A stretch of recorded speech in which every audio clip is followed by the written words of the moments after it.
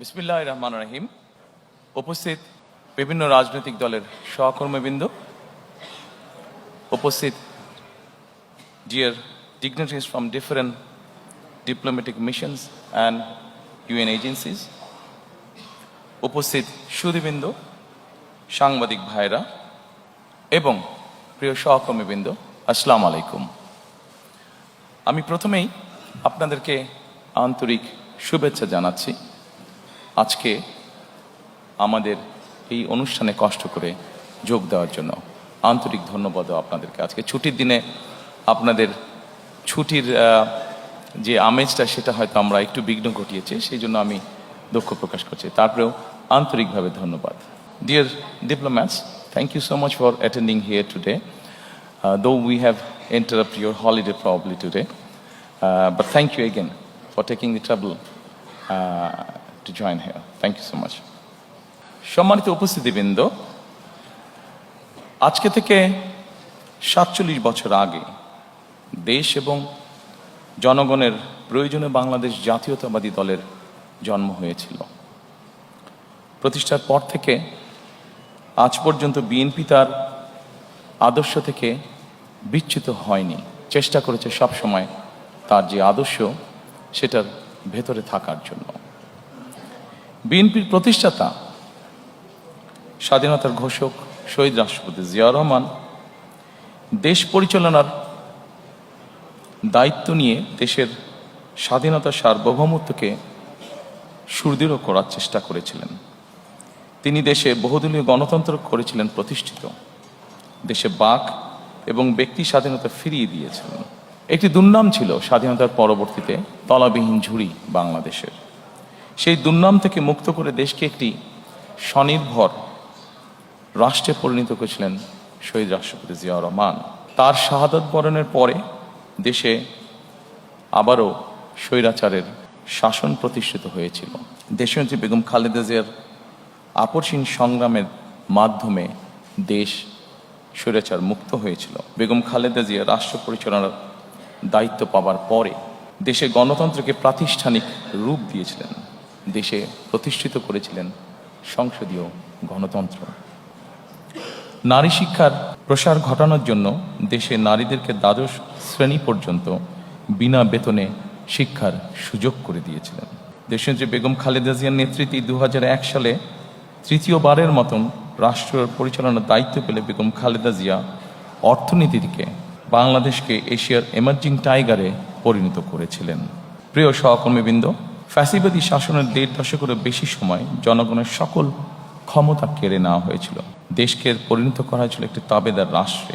দেশের সকল সাংবিধানিক প্রতিষ্ঠানগুলোকে অকার্যকর করে দেওয়া হয়েছিল। হাজারো প্রাণের বিনিময়ে বাংলাদেশ ফ্যাসিবাদ মুক্ত হয়েছে। ফ্যাসিবাদ মুক্ত বাংলাদেশে আবারও জনগণের অধিকার প্রতিষ্ঠার সুযোগ তৈরি হয়েছে। সম্মানিত উপস্থিতিবৃন্দ, এবার বাংলাদেশ পুনর্গঠনের পালা। মানুষের জন্য বাংলাদেশকে একটি গণতান্ত্রিক নিরাপদ রাষ্ট্রে প্রতিষ্ঠিত করার পালা। বাংলাদেশকে বর্তমান এবং ভবিষ্যৎ প্রজন্মের জন্য একটি নিরাপদ রাষ্ট্রে পরিণত করার জন্য বিএনপি কতগুলো সুনির্দিষ্ট পরিকল্পনা গ্রহণ করেছে। দেশ এবং জনগণের সুনির্দিষ্ট পরিকল্পনাকেই আমি বলেছিলাম আই হ্যাভ এ প্ল্যান। এই পরিকল্পনায় দেশের 4 কোটিরও বেশি তরুণ, দেশের অর্ধেক জনসংখ্যা যারা নারী, কোটি কোটি কৃষক শ্রমিকের জন্য দেশ এবং বিদেশে কর্মসংস্থান একটি স্বনির্ভর বাংলাদেশ গঠন করার জন্যই প্রতিটি সেক্টর ভিত্তিক কর্ম পরিকল্পনা আমরা গ্রহণ করেছি। আগামী 12ই ফেব্রুয়ারি জাতীয় নির্বাচনকে সামনে রেখে বিএনপির পরিকল্পনাগুলো ম্যানিফেস্টো আকারে আমি আপনাদের সামনে সংক্ষেপে এখন উপস্থাপন করতে চাই। আমি চেষ্টা করব খুব সংক্ষেপে বলার জন্য, খুব দীর্ঘ করে আপনাদের বিরক্তির উদ্রেক আমি করতে চাই না। Dear friends of Diplomatic Corps, probably I'll be explaining the whole manifesto in my own language, Bangla, but I'm sure you have found that in the folder which you're holding, there's a copy in English, so it will be easy for you to understand what we will be saying in Bangla. Exactly, the whole thing is in English. So I'll request you if you can go through the document, you will know what we have or what we are explaining in Bangla. Thank you. সম্মানিত উপস্থিতিবৃন্দ, আমাদের সামগ্রিক পরিকল্পনাটিকে আমরা একটু ভাগ করেছি। মোটামুটি আপনাদের সামনে স্ক্রিন যেটা আছে, দুপাশে স্ক্রিন আপনারা যদি দেখুন, এই স্ক্রিনে আমরা 5টা স্তম্ভের মধ্যে বা 5টা ভাগে আমরা ভাগ করেছি এবং এই 5টা ভাগকে যদি আমরা দেখি, এর ভেতরে আমরা বাকি জিনিসগুলোকে নিয়ে আসার চেষ্টা করেছি। আমাদের কাছে যতটুকু মনে হয়েছে কোনটা কোথায় সামঞ্জস্যপূর্ণ, সেভাবে আমরা সেই ডিপার্টমেন্টের মধ্যে সেগুলোকে আমরা ইনসার্ট করেছি। প্রথমেই আমরা যেটি বলেছি রাষ্ট্র ব্যবস্থার সংস্কার, দ্বিতীয়ত আমরা বলেছি বৈষম্যহীন আর্থসামাজিক উন্নয়ন ও টেকসই রাষ্ট্রীয় সক্ষমতা অর্জন, তৃতীয়ত আমরা বলেছি ভঙ্গুর অর্থনীতির পুনর্গঠন ও পুনরুদ্ধার, চতুর্থত আমরা বলেছি অঞ্চল ভিত্তিক সুষম উন্নয়ন এবং পঞ্চম বা শেষ যেটি ধর্ম, সমাজ, ক্রীড়া, সংস্কৃতি ও সংহতি বিষয়ক যেই বিষয়গুলো আছে। এখন আমরা প্রথমেই চলে আসি রাষ্ট্র ব্যবস্থার সংস্কার। সম্মানিত উপস্থিতিবৃন্দ, রাষ্ট্র ব্যবস্থার যে সংস্কার, আমরা যারা বিভিন্নভাবে প্রতিদিন খবর রাখি দেশ জাতি সবকিছু দেখে আমরা এতটুকু বুঝেছি আমাদের রাষ্ট্রীয় ব্যবস্থার মধ্যে বেশ কিছু সংস্কারের প্রয়োজন আছে। আপনাদের কাছে যে ফোল্ডারটি আছে, এখানে আপনারা যদি দেখেন, এর ভেতরে কয়েকটি ভাগ আমরা করেছি। গণতন্ত্র ও জাতি গঠন, মুক্তিযুদ্ধ, অভ্যুত্থান, সাংবিধানিক সংস্কার, সুশাসন এবং স্থানীয় সরকার। আমি ডিটেইল আলোচনায় যাব না, আমি প্রথমেই শুরু করতে চাই গণতন্ত্র ও জাতি গঠন। গণতন্ত্র এবং জাতি গঠনে যদি আমরা দেখি, প্রথমেই আমরা একটি কথা সেখানে লিখেছি। যদিও গণতন্ত্র এবং জাতি গঠনের এখানে যেই বিষয়গুলো আছে, যা আমরা গত 1 বছর ধরে দেখেছি, যে সরকার গঠিত যে রিফর্ম কমিশন ছিল, সেখানে যা কিছু আলোচনা হয়েছে তার অধিকাংশই কিন্তু আমরা অনেক বছর আগে, প্রায় 2-2.5 বছর আগে আমরা জাতির সামনে উপস্থাপন করেছি। তবে আমরা এখানে নিয়ে এসেছি প্রথমেই 31 দফা বা জুলাই সনদের বাস্তবায়ন। আমরা যখন প্রথম দেশের মানুষের সামনে 31 দফা আমাদের 2030 ভিশন বা 27 দফা উপস্থাপন করেছিলাম, তখন 31 দফা বা জুলাই সনদের বিষয়টি তখন ছিল না। যেহেতু এটি আমাদের জাতির জন্য সব কিছু মিলে একটি অত্যন্ত জরুরি বিষয়, সেজন্য এটিকে আমরা সামনে নিয়ে এসেছি। কাজে আমাদের জাতি গঠন এবং গণতন্ত্রের ভিত্তিকে যদি আমাদের শক্তিশালী করতে হয়, আমরা বিশ্বাস করি যে 31 দফা এবং জুলাই সনদের যেটি আছে সেটিকে অবশ্যই আমরা বাস্তবায়ন করব। কারণ জুলাই সনদের যে মেইন বিষয়গুলো আছে, সেগুলোর সাথে আমাদের 31 দফার অনেক কিছুর মিল আছে, যা আমরা অনেক আগেই জাতির সামনে উপস্থাপন করেছিলাম। সম্মানিত উপস্থিতিবৃন্দ, অবশ্যই আমরা জানি 2024 সালে যে গণ অভ্যুত্থান হয়েছে, সেই গণ অভ্যুত্থান হয়েছিল ফ্যাসিবাদের বিরুদ্ধে। এবং এই মুহূর্তে আমরা বাংলাদেশের যে কোনো প্রান্তরে যে কোনো মানুষের সাথে যদি কথা বলি, যারা গণতন্ত্রে বিশ্বাস করে, যারা দেশের স্বাধীনতা সার্বভৌমত্বে বিশ্বাস করে, এরকম জ্ঞানসম্পন্ন যে কোনো মানুষের সাথে করি, প্রত্যেকটি মানুষ এক বাক্যে বলবে যে অবশ্যই আমরা ফ্যাসিবাদের পুনরাবৃত্তি চাই না। এবং যেহেতু আমরা ফ্যাসিবাদের পুনরাবৃত্তি চাই না, দলমত নির্বিশেষে প্রত্যেকটি মানুষ এই কথা বলবে, সেজন্যই আমরা এটিকে গুরুত্ব আরোপ করেছি। এবং এই ফ্যাসিবাদের পুনরাবৃত্তি যদি না চাই, অবশ্যই আমাদেরকে ডেমোক্রেটিক প্রসেস বা গণতন্ত্রের চর্চা আমাদেরকে অব্যাহত রাখতে হবে। আমরা জনগণের শাসনের কথা বলি। সম্মানিত উপস্থিতিবৃন্দ, জনগণের কাছে আমরা শাসনের কথা বলি, জনগণের অধিকার প্রতিষ্ঠার কথা বলি। আমি ব্যক্তিগতভাবে একজন রাজনৈতিক কর্মী হিসাবে মনে করি, বিশ্বাস করি দৃঢ়ভাবে, যে জনগণের শাসনের যদি আমাদেরকে প্রতিষ্ঠিত করতে হয়, জনগণের যদি আসলে আমরা ভাগ্যের পরিবর্তন করতে চাই, তবে একটি বিষয় আমাদেরকে নিশ্চিত করতে হবে, সেটা হচ্ছে জবাবদিহিতা বা অ্যাকাউন্টেবিলিটি। আমাদের সমাজের প্রত্যেকটি স্তরে, রাষ্ট্র পরিচালনার প্রত্যেকটি স্তরে, সরকার পরিচালনার প্রত্যেকটি স্তরে ধীরে ধীরে আমাদেরকে অ্যাকাউন্টেবিলিটি বা জবাবদিহিতা আমাদেরকে প্রতিষ্ঠিত করতে হবে। অর্থাৎ যারা যে দায়িত্বে থাকবেন তাদেরকে অবশ্যই জনগণের কাছে কোনো না কোনোভাবে তাদের কাজের জন্য জবাবদিহিতা করতে হবে, অ্যাকাউন্টেবল থাকতে হবে তাদেরকে। আমরা যদি বিগত 16-17 বছরে যা হয়েছে আমরা দেখেছি, খুব সহজে আমরা একটি কথা বলতে পারবো, যেহেতু ভোটই ছিল না, দেশে নির্বাচন ব্যবস্থাই ছিল না, ফলে জবাবদিহিতাও ছিল না। এবং জবাবদিহিতা ছিল না বলেই আমরা অপশাসন দেখেছি, জবাবদিহিতা ছিল না বলেই আমরা দুর্নীতি দেখেছি ট্রিমেন্ডাস হারে। সম্মানিত উপস্থিতিবৃন্দ, আমাদেরকে জবাবদিহিতা যদি নিশ্চিত করতে হয়, গণতন্ত্রকে যদি নিশ্চিত করতে হবে, তবে অবশ্যই আরেকটি বিষয় আমাদেরকে নিশ্চিত করতে হবে, যেটি বিএনপির একটি ট্র্যাডিশন, যেটি বিএনপি যখনই রাষ্ট্র পরিচালনার সুযোগ পেয়েছে সবসময় বিএনপি চেষ্টা করেছে এই প্র্যাকটিসটিকে অব্যাহত রাখতে। গণমাধ্যম এবং মত প্রকাশের স্বাধীনতা, কারণ গণমাধ্যমের স্বাধীনতা যদি না থাকে, মত প্রকাশের স্বাধীনতা যদি না থাকে, তাহলে অবশ্যই জবাবদিহিতাকে আমরা ধরে রাখতে পারবো না। এবং সেই জন্যই রাজনৈতিক কর্মী হিসাবে এবং আমার দলের অবস্থান থেকে আমরা দৃঢ়ভাবে যে কোনো মূল্যে এই ব্যাপারটিকে নিশ্চিত করতে চাই। প্রিয় উপস্থিতিবৃন্দ, আমরা যদি 2001 থেকে 2006 সাল পর্যন্ত পত্রপত্রিকাগুলো দেখি, আমরা দেখব সেই সময় পত্রপত্রিকাগুলো স্বাধীনভাবে তাদের মতামত উপস্থাপন করেছেন বা বক্তব্য তুলে ধরেছেন। এবং পত্রিকাগুলো এখনও আছে, আমরা পত্রিকাগুলো খুললেই দেখতে পাবো যেভাবে বিভিন্নভাবে সরকারকে, তৎকালীন সরকারকে সমালোচনা করা হয়েছে। কিন্তু আমি খুব দৃঢ়ভাবে বলতে পারবো যে যেদিন যেই পত্রিকায় সরকারের বিভিন্ন বিষয় নিয়ে সমালোচনা করা হয়েছে, সেদিন সন্ধ্যার পরে কোনো এজেন্সি থেকে কোনো পত্রিকার কাছে কোনো ফোন আসেনি যে এই নিউজটা সরাতে হবে, এই নিউজটা কেন করলেন, বা এই ধরনের কোনো ফোন আসেনি, যা আমরা অবশ্যই গত 16-17 বছর দেখেছি।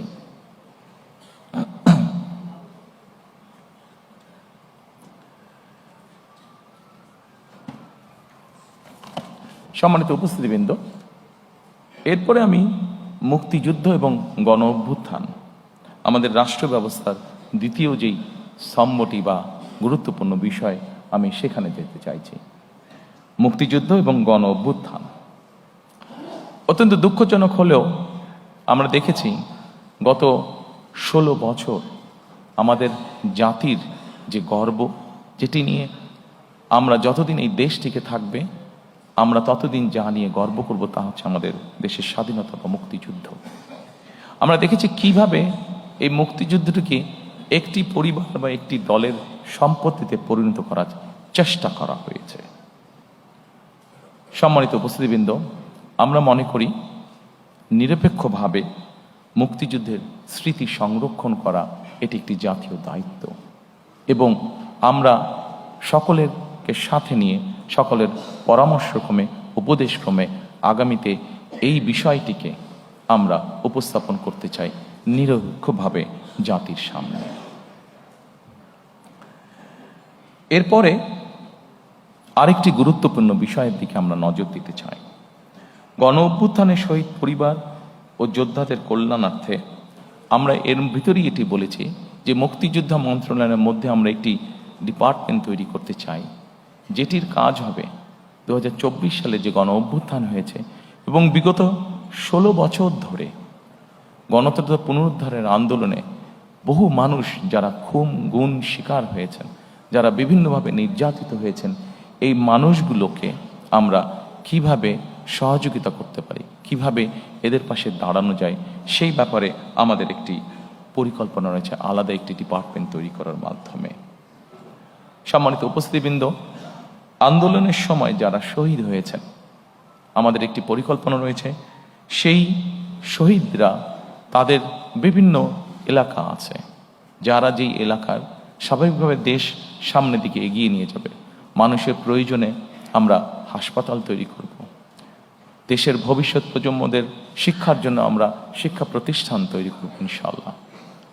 আমরা মানুষের যোগাযোগ ব্যবস্থা উন্নয়নের জন্য আমরা যোগাযোগ ব্যবস্থাকে উন্নয়ন করব ব্রিজ, রাস্তাঘাট, বড় রাস্তাঘাট নির্মাণের মাধ্যমে।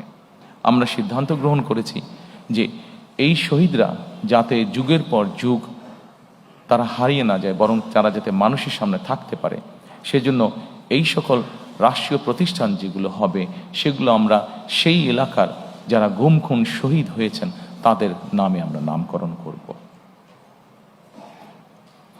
সম্মানিত উপস্থিতিবৃন্দ, বাংলাদেশ জাতীয়তাবাদী দল বিএনপি একমাত্র একটি দল যারা 1971 এবং 24-90 দেশের স্বাধীনতা, দেশের গণ অভ্যুত্থান, দেশের গণতন্ত্রের পুনরুদ্ধারের আন্দোলন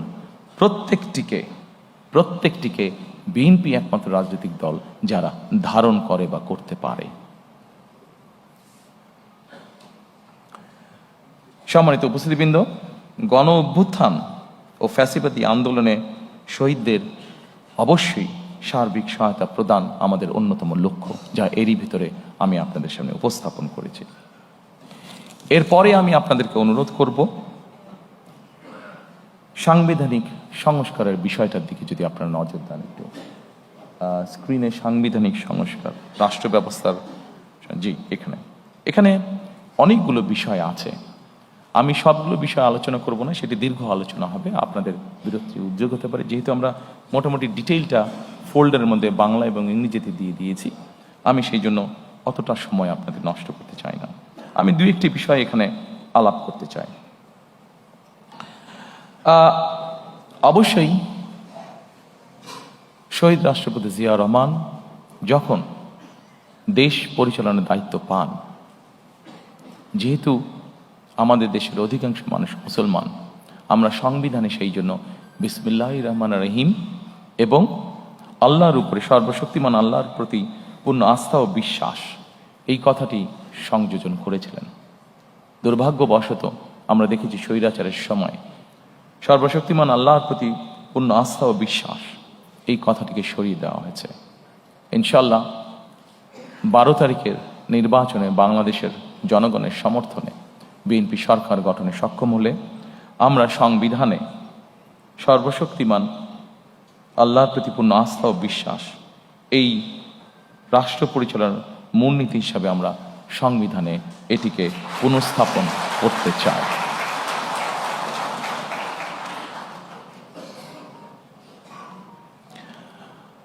সম্মানিত উপস্থিতিবৃন্দ, আমরা যেহেতু প্রথমে আমি বলেছি যে বাংলাদেশকে যদি গণতান্ত্রিক ভিত্তির উপর প্রতিষ্ঠিত করতে হয়, তাহলে অবশ্যই আমাদেরকে যে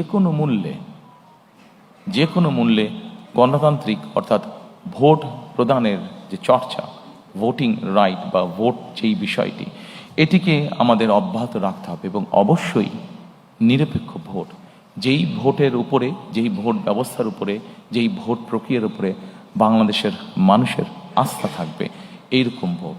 এবং বাংলাদেশের মানুষের মনে করার কারণ আছে এরকম একটি নির্বাচন, কারণ অতীতে আমরা দেখেছি 91 সাল, 96 সাল, 2001 সাল যদি আমরা বিবেচনা করি, বাংলাদেশের মানুষ দৃঢ়ভাবে বিশ্বাস করে যে একটি নিরপেক্ষ নির্বাচনের নিশ্চয়তা একমাত্র একটি অরাজনৈতিক সরকার অর্থাৎ তত্ত্বাবধায়ক সরকার বা কেয়ারটেকার সরকারই এনশিওর করতে পারে।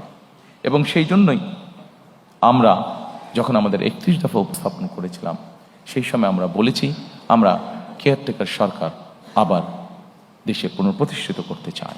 এবং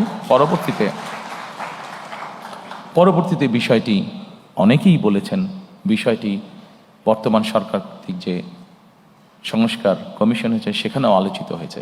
তবে সম্মানিত উপস্থিতিবৃন্দ, অবশ্যই আমার দলের একজন সদস্য হিসাবে আমি এই ক্রেডিটটি নিতেই চাইব যে বাংলাদেশে সবচেয়ে প্রথম আমরাই এই কথাটি বলেছি, অর্থাৎ স্বৈরাচারের সময় আমরা যে 31 দফা উপস্থাপন করেছি আজ থেকে প্রায় 2.5 বছর আগে, সেখানে আমরা পরিষ্কারভাবে বলেছি বিএনপি দেশ পরিচালনার সুযোগ পেলে এবং বিএনপির হাতে সেই পরিমাণ সংসদীয় আসনের শক্তি থাকলে আমরা অবশ্যই তত্ত্বাবধায়ক সরকারকে পুনঃপ্রতিষ্ঠিত করব।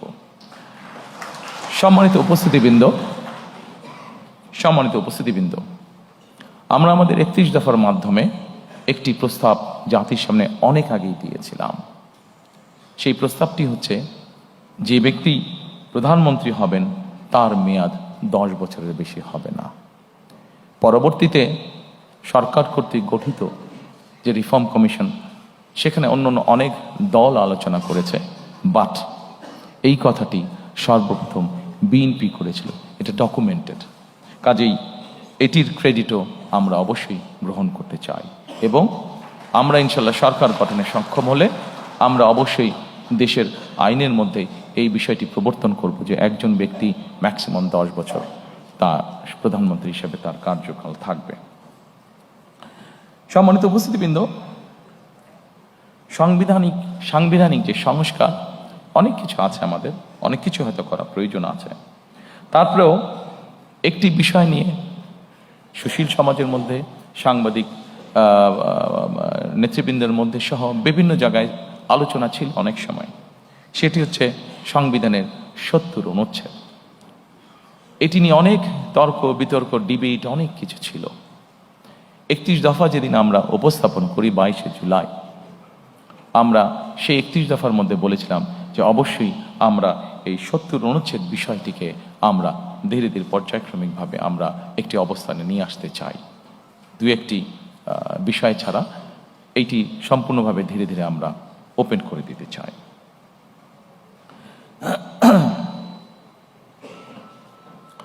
সম্মানিত উপস্থিতিবৃন্দ, আমরা সকল সময় মনে করি, বাংলাদেশ জাতীয়তাবাদী দল মনে করে, আমরা আমাদের 31 দফার মাধ্যমে সেটি উপস্থাপন করেছি। আমরা বিভিন্ন সময় আমাদের বিভিন্ন বক্তব্য সেটা উপস্থাপন করেছি। আমরা মনে করি আমরা যারা প্রতিদিনকার রাজনীতি করি, এই যে সংসদে 300 আসন, এই 300 আসনে যারা সদস্য নির্বাচিত হবেন তারা প্রতিদিনকার রাজনীতি করছেন, কিন্তু এই প্রতিদিনকার রাজনীতির বাইরেও সমাজে অনেক মানুষ আছেন। চিকিৎসক হতে পারেন, লয়ার হতে পারেন, সাংবাদিক হতে পারেন, সিভিল সোসাইটির বিভিন্ন পর্যায়ের মেম্বার হতে পারেন, যাদেরও দেশের সম্পর্কে বা দেশ গঠন সম্পর্কে তাদের মূল্যবান মতামত বা উপদেশ অবশ্যই থাকতে পারে। কন্ট্রিবিউট করার মতন তাদেরও, দেশ গঠনে কন্ট্রিবিউট করার মতন তাদেরও অবস্থান অবশ্যই থাকতে পারে। আমরা সেই জন্যই চেয়েছি যে এই মানুষগুলোর মধ্যে থেকেও যারা চান তাদেরকে আমরা দেশ পুনর্গঠন বা রাষ্ট্র পুনর্গঠন প্রসেসের মধ্যে ইনভলভ করার জন্য, এবং সেজন্যই আমরা যখন প্রথম 31 দফা উপস্থাপন করেছি সেই সময় অন্য আর কোনো দল বলার আগে আমরা সেই সময় বলেছিলাম যে দেশে আমরা উচ্চ কক্ষ, সংসদে উচ্চ কক্ষ প্রবর্তন করতে চাই। আমরা চাই বাংলাদেশে সমাজের সকল শ্রেণী পেশা, শুধু রাজনীতিবিদ নয়, রাজনীতিবিদদের বাইরেও যে সকল ব্যক্তি আছেন যারা কন্ট্রিবিউট করতে পারেন, সকলের মতামতের ভিত্তিতে, সকলের পরামর্শের ভিত্তিতে আমরা ধীরে ধীরে দেশকে সামনের দিকে পুনর্গঠন করতে চাই। সম্মানিত উপস্থিতিবৃন্দ, এই সাংবিধানিক সংস্কার প্রক্রিয়ার মধ্যে আরো অনেকগুলো পয়েন্ট আছে যা আপনারা দেখতে পাচ্ছেন, তবে আমি মনে করি সকল পয়েন্টগুলো এখানে হয়তো আলোচনা করলে অনেক দীর্ঘ সময় লাগবে। আমি সবকিছু হয়তো আজকে এখানে আলোচনা করছি না। এরপরে আমি আপনাদেরকে আমন্ত্রণ জানাবো সুশাসন। আমাদের রাষ্ট্র ব্যবস্থার সংস্কারের মধ্যে আরেকটি চ্যাপ্টার আছে, সেটি হচ্ছে সুশাসন। সম্মানিত উপস্থিতিবৃন্দ, আমরা যত পরিকল্পনাই গ্রহণ করি না কেন, সকল পরিকল্পনা যদি আমাদের বাস্তবায়ন করতে হয়, যে কোনো প্ল্যান আমরা গ্রহণ করি, এটাকে যদি ইমপ্লিমেন্ট করতে হয়, তাহলে অবশ্যই সুশাসন বলতে যা বোঝায় বা রুল অফ ল বলতে যা বোঝায় সেটি আমাদেরকে যে কোনো মূল্যে বাস্তবায়ন করতে হবে। একটি সরকার যদি সুশাসন দিতে না পারে তাহলে তার কোনো পরিকল্পনা যেমন বাস্তবায়ন হবে না, জনগণেরও কোনো লাভ হবে না। এবং সেজন্যই সুশাসনের মধ্যে একটি অন্যতম বিষয় হচ্ছে দুর্নীতির দমন বা দুর্নীতির যে করার ক্লাস, দুর্নীতির যে প্রভাব, যে বিস্তার আমরা গত 2 যুগ ধরে প্রায় দেখেছি, সেই বিস্তারকে যে কোনো মূল্যে রোধ করা।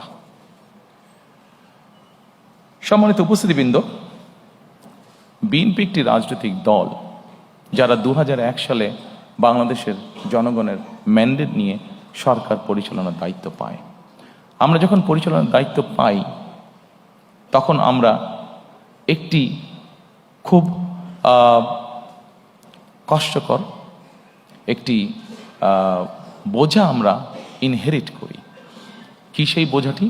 সেটি হচ্ছে দুর্নীতি।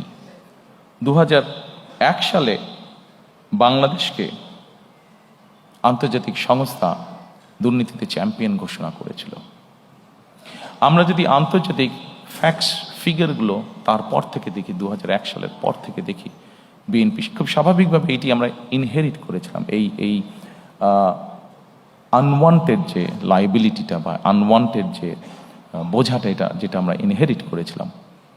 এবং তারপরে আমরা যদি খেয়াল করি ফ্যাক্টস ফিগার যা বলে, বেগম খালেদা জিয়া সরকার পরিচালনা করার পর থেকে খুব কঠোর ছিলেন এই বিষয়ে, খুব কঠোর ছিলেন এই বিষয়ে। এবং তার কঠোরতার ফলেই আমরা যদি স্ট্যাটিস্টিকগুলো দেখি তাহলে আমরা দেখব ধীরে ধীরে ধীরে ধীরে বাংলাদেশ দুর্নীতিতে আস্তে আস্তে এইটাতে ডেভেলপ করতে থাকে। এবং 2006 সালে যখন আমরা তত্ত্বাবধায়ক সরকারের কাছে ক্ষমতা হস্তান্তর করি, বাংলাদেশ দুর্নীতিতে যে চ্যাম্পিয়ন, এই অপবাদ থেকে বেরিয়ে এসেছিল বাংলাদেশ 2006 সালে। আমি যেই স্কোরিংগুলো হয়েছে এই ফোল্ডারে আপনাদের কাছে যেটা আছে, সেই ফোল্ডারের মধ্যে স্কোরিংগুলো সব দেওয়া আছে, আমি ইন ডিটেইলে গেলাম না। তবে সম্মানিত উপস্থিতিবৃন্দ, বাংলাদেশে বিএনপি সরকারই প্রমাণ করেছে একমাত্র যে তারা এই বিষয়টিকে কিভাবে নিয়ন্ত্রণ করতে হয় সেটি তারা জানে, এবং সেই কমিটমেন্টও আমাদের আছে। কাজেই ইনশাআল্লাহ দেশে সুশাসন প্রতিষ্ঠার জন্য আগামী 12 তারিখের নির্বাচনে আমরা বাংলাদেশের মানুষের সমর্থনে ইনশাআল্লাহ সরকার গঠনে সক্ষম হলে অবশ্যই আমাদের অন্যতম প্রধান লক্ষ্য থাকবে যে কোনো মূল্যে সুশাসন নিশ্চিত করা। এর ভিতরে অবশ্যই আরেকটি গুরুত্বপূর্ণ বিষয় আছে। আপনারা যদি এই পেজের সুশাসন, এই পেজটির একদম নিচে চলে যান, সেটি হচ্ছে ন্যায়পাল নিয়োগ, যেটি আমাদের অন্যতম লক্ষ্য, ন্যায়পাল নিয়োগ করা, যার মাধ্যমে আমরা আমাদের সুশাসনকে নিশ্চিত করার এক ধাপ এগিয়ে যাব।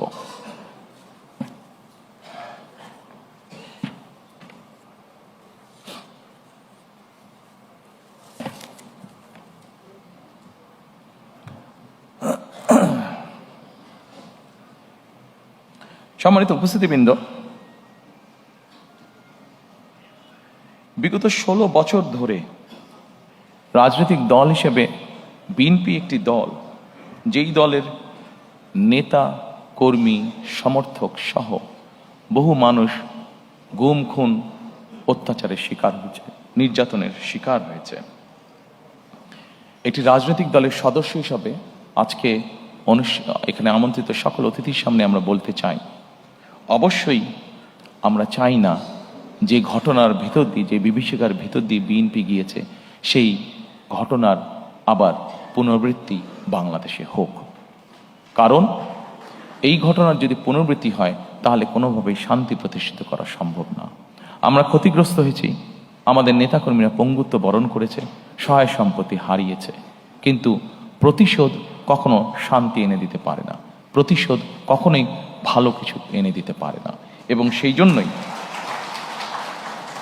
সেজন্যই আমরা মনে করি সর্বস্তরে যত দ্রুত সম্ভব দ্রুততার সাথে সর্বস্তরে আইনের শাসন প্রতিষ্ঠিত করাই একমাত্র এই দেশ এবং জাতিকে রক্ষা করতে পারে। একই সাথে 2024 সালের যে আন্দোলন হয়েছিল, সেখানে বৈষম্য নামক এই শব্দটি অত্যন্ত গুরুত্বপূর্ণ ছিল। আমরা চাই, আমাদের ইচ্ছা, আমাদের লক্ষ্য, আমাদের হাতে দেশ পরিচালনার সুযোগ থাকলে আমাদের সর্বশক্তি দিয়ে আমরা চেষ্টা করব মেরিটোক্রেসির বাংলাদেশ বিনির্মাণ করার জন্য। অর্থাৎ প্রিয় সহকর্মীবৃন্দ, প্রিয় উপস্থিতিবৃন্দ, একটি বিষয় আজকে আমাদেরকে অনুধাবন করতে হবে। একটি রাজনৈতিক সরকার হিসাবে আমরা যদি সঠিক ব্যক্তিকে সঠিক জায়গায় নিয়োগ দিতে না পারি, একটি রাজনৈতিক দল হিসাবে আমাদের পরিকল্পনা আছে, আমরা এমন কোনো ব্যক্তিকে যদি এমন কোনো জায়গায় নিয়োগ দিই যার যোগ্যতা তার নেই, তাহলে সবচেয়ে আগে ক্ষতিগ্রস্ত হবে আমার সেই রাজনৈতিক সরকার। কারণ আমার পরিকল্পনা বাস্তবায়নের যোগ্যতাই তার নেই। ফলে ক্ষতিগ্রস্ত হবে দেশ, ক্ষতিগ্রস্ত হবে দেশের জনগণ। সেজন্য আমরা দৃঢ়ভাবে বিশ্বাস করি, দেশকে যদি পুনর্গঠন করতে হয়, দেশকে যদি সামনের দিকে নিয়ে যেতে হয়, অবশ্যই আমাদেরকে মেরিটক্রেসি অর্থাৎ মেধাকে আমাদের অবশ্যই প্রায়োরিটি দিতে হবে। যার যেই যোগ্যতা যেখানে, তাকে আমরা দিতে পারি।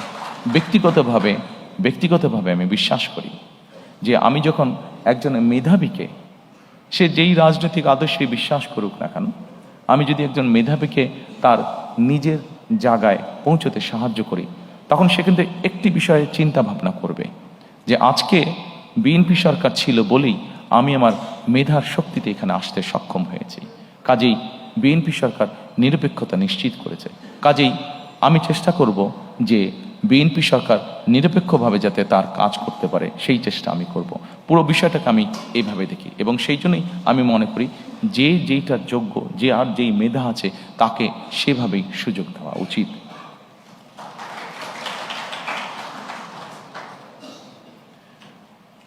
সম্মানিত উপস্থিতিবৃন্দ, একজন রাজনৈতিক কর্মী হিসাবে আমি নিজের অভিজ্ঞতা থেকে বলতে পারি যে বিচার বিভাগকে কিভাবে নিয়ন্ত্রণ করা হয়েছিল বিগত স্বৈরাচারের সময়। আমি, আমার মা, আমার পরিবার, আমরা এই বিচার বিভাগের নির্যাতনের ভিতর দিয়ে আমরা গিয়েছি। প্রিয় সহকর্মীবৃন্দ, একজন মানুষ হিসাবে, একজন রাজনৈতিক কর্মী হিসাবে আমার সর্বোচ্চ চেষ্টা থাকবে যে যে কোনো মূল্যে বিচার বিভাগের যে স্বাধীনতা সেটিকে নিশ্চিত করা। কারণ আমি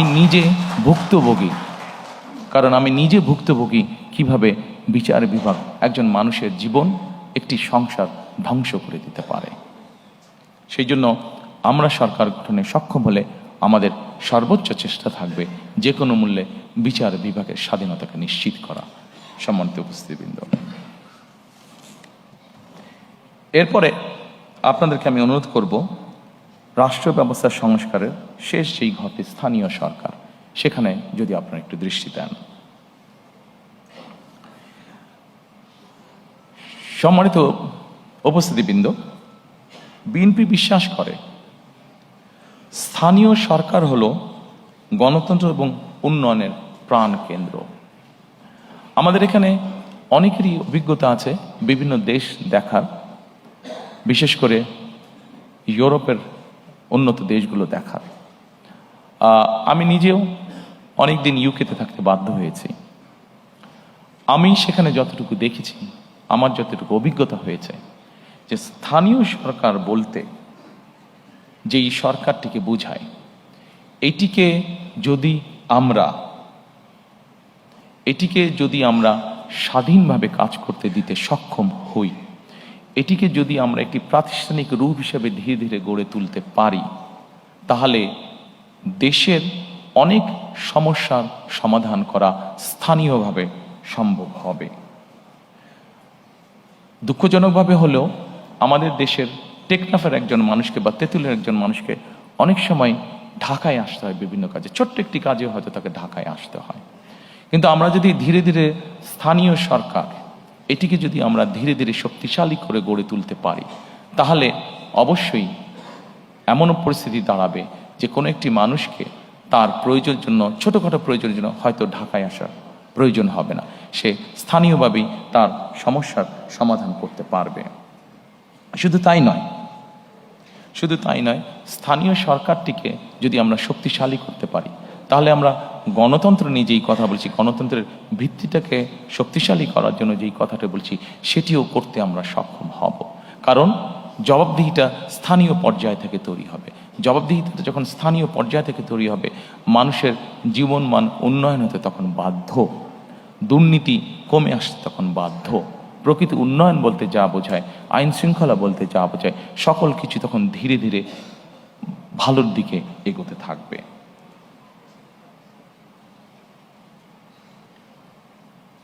সেই জন্য সম্মানিত উপস্থিতিবৃন্দ, আমরা চাই স্থানীয় সরকারগুলোতে পর্যাপ্ত অর্থ প্রদান করা এবং সেটির মাধ্যমে জনগণের ক্ষমতাকে ধীরে ধীরে শক্তিশালী করা, ধীরে ধীরে প্রতিষ্ঠিত করা। আমরা 20 কোটি মানুষের দেশ।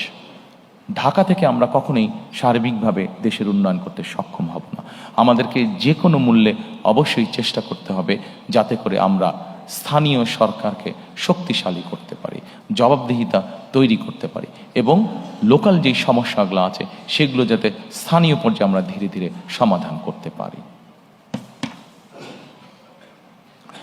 সম্মানিত উপস্থিতিবৃন্দ, এরপরে আমি আপনাদেরকে আমন্ত্রণ করব আমাদের দ্বিতীয় স্তম্ভ বা দ্বিতীয় পিলারটি দেখার জন্য, যেটাকে আমরা নামকরণ করেছি বৈষম্যহীন আর্থ-সামাজিক উন্নয়ন ও টেকসই রাষ্ট্রীয় সক্ষমতা অর্জন।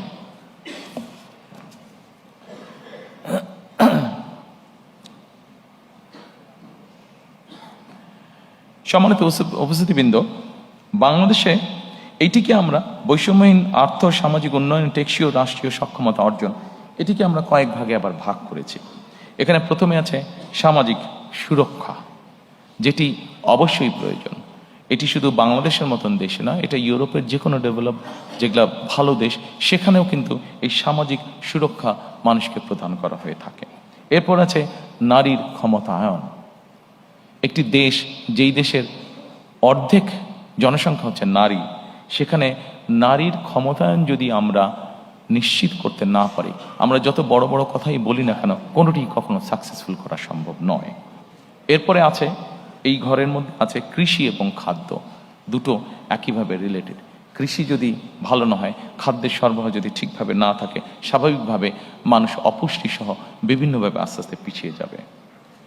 গুরুত্বপূর্ণ একটি বিষয় আছে কর্মসংস্থান এবং যুব উন্নয়ন। আমাদের 4-4.5 কোটি প্রায় ইয়াং মানুষ, এই মানুষদেরকে যদি আমরা কর্মসংস্থান বা উন্নয়নের দিকে নিয়ে যেতে না পারি, কোনোভাবেই সম্ভব না উন্নয়নকে ধরে রাখা। শিক্ষা, মানব সম্পদ, স্বাস্থ্যসেবা প্রত্যেকটি আমাদের জানাতে অত্যন্ত গুরুত্বপূর্ণ। এরপরে একটি বিষয় আসছে প্রতিরক্ষা এবং পররাষ্ট্রনীতি।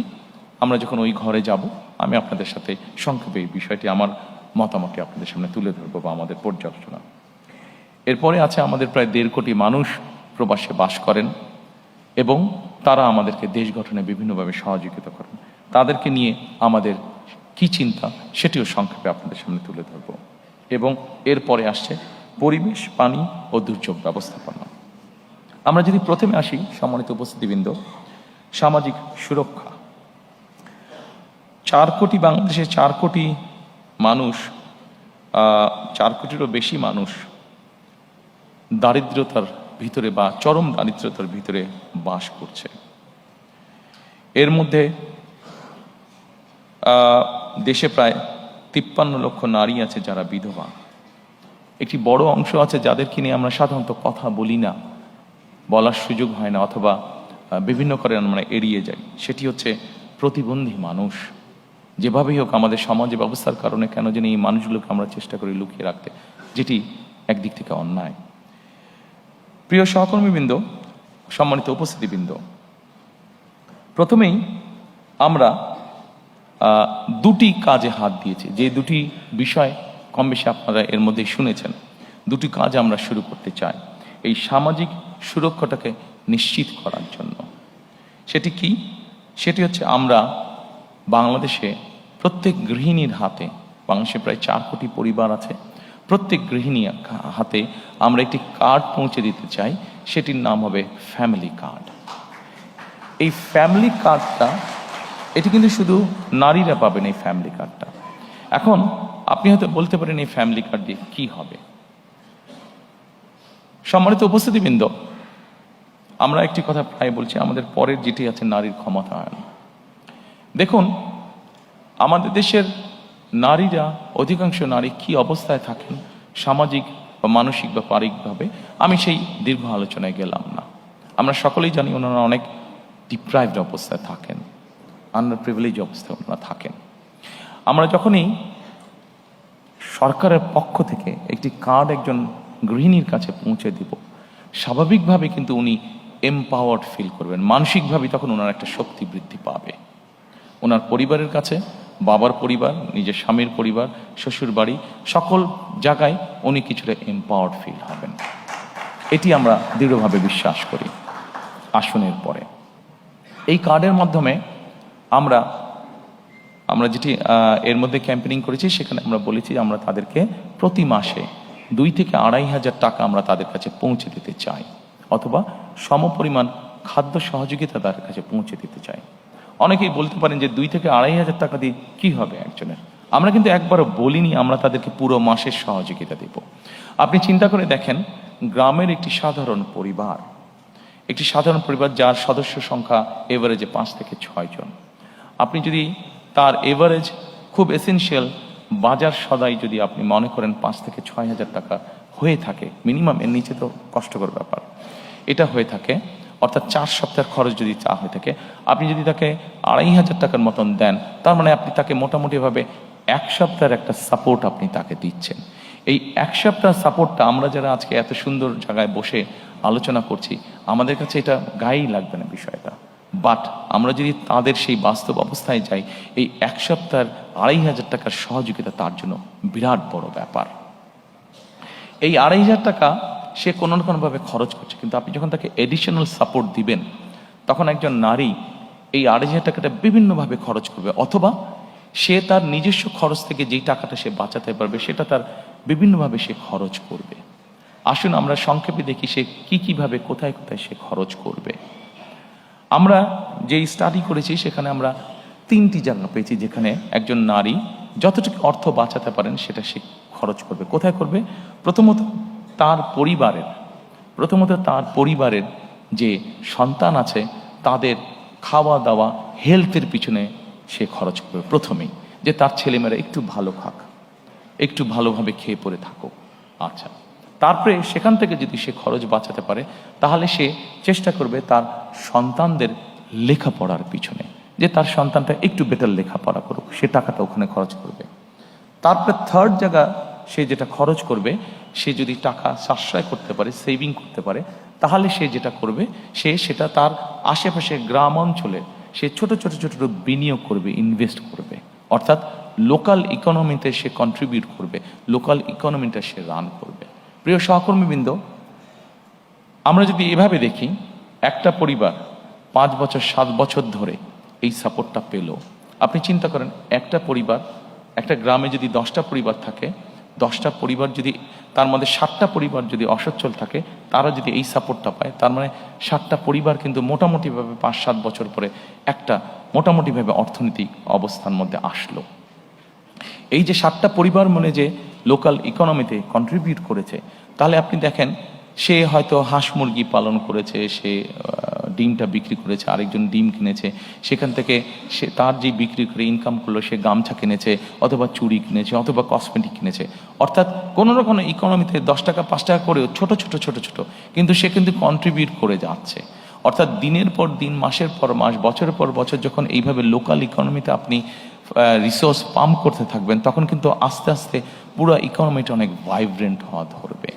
আপনি একটা গ্রামকে এভাবে আপনি মোটামুটিভাবে একটা ভালো অবস্থানে নিয়ে আসলেন, আস্তে আস্তে ওই ইউনিয়নটা, আস্তে আস্তে উপজেলাটা, আস্তে আস্তে জেলাটা, আস্তে আস্তে বিভাগটা, আস্তে আস্তে সকল বিভাগ, অর্থাৎ 7 বছর পরে কিন্তু আপনি অনেক বেটার একটি চিত্র পাবেন।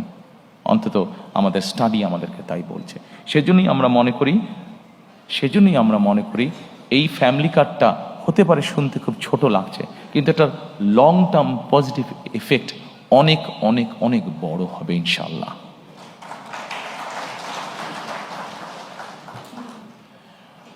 দ্বিতীয়ত, সম্মানিত উপস্থিতিবৃন্দ, আমরা আরেকটি কার্ড ইন্ট্রোডিউস করতে চাচ্ছি, সেটাকে আমরা বলছি ফার্মার্স কার্ড বা কৃষক কার্ড।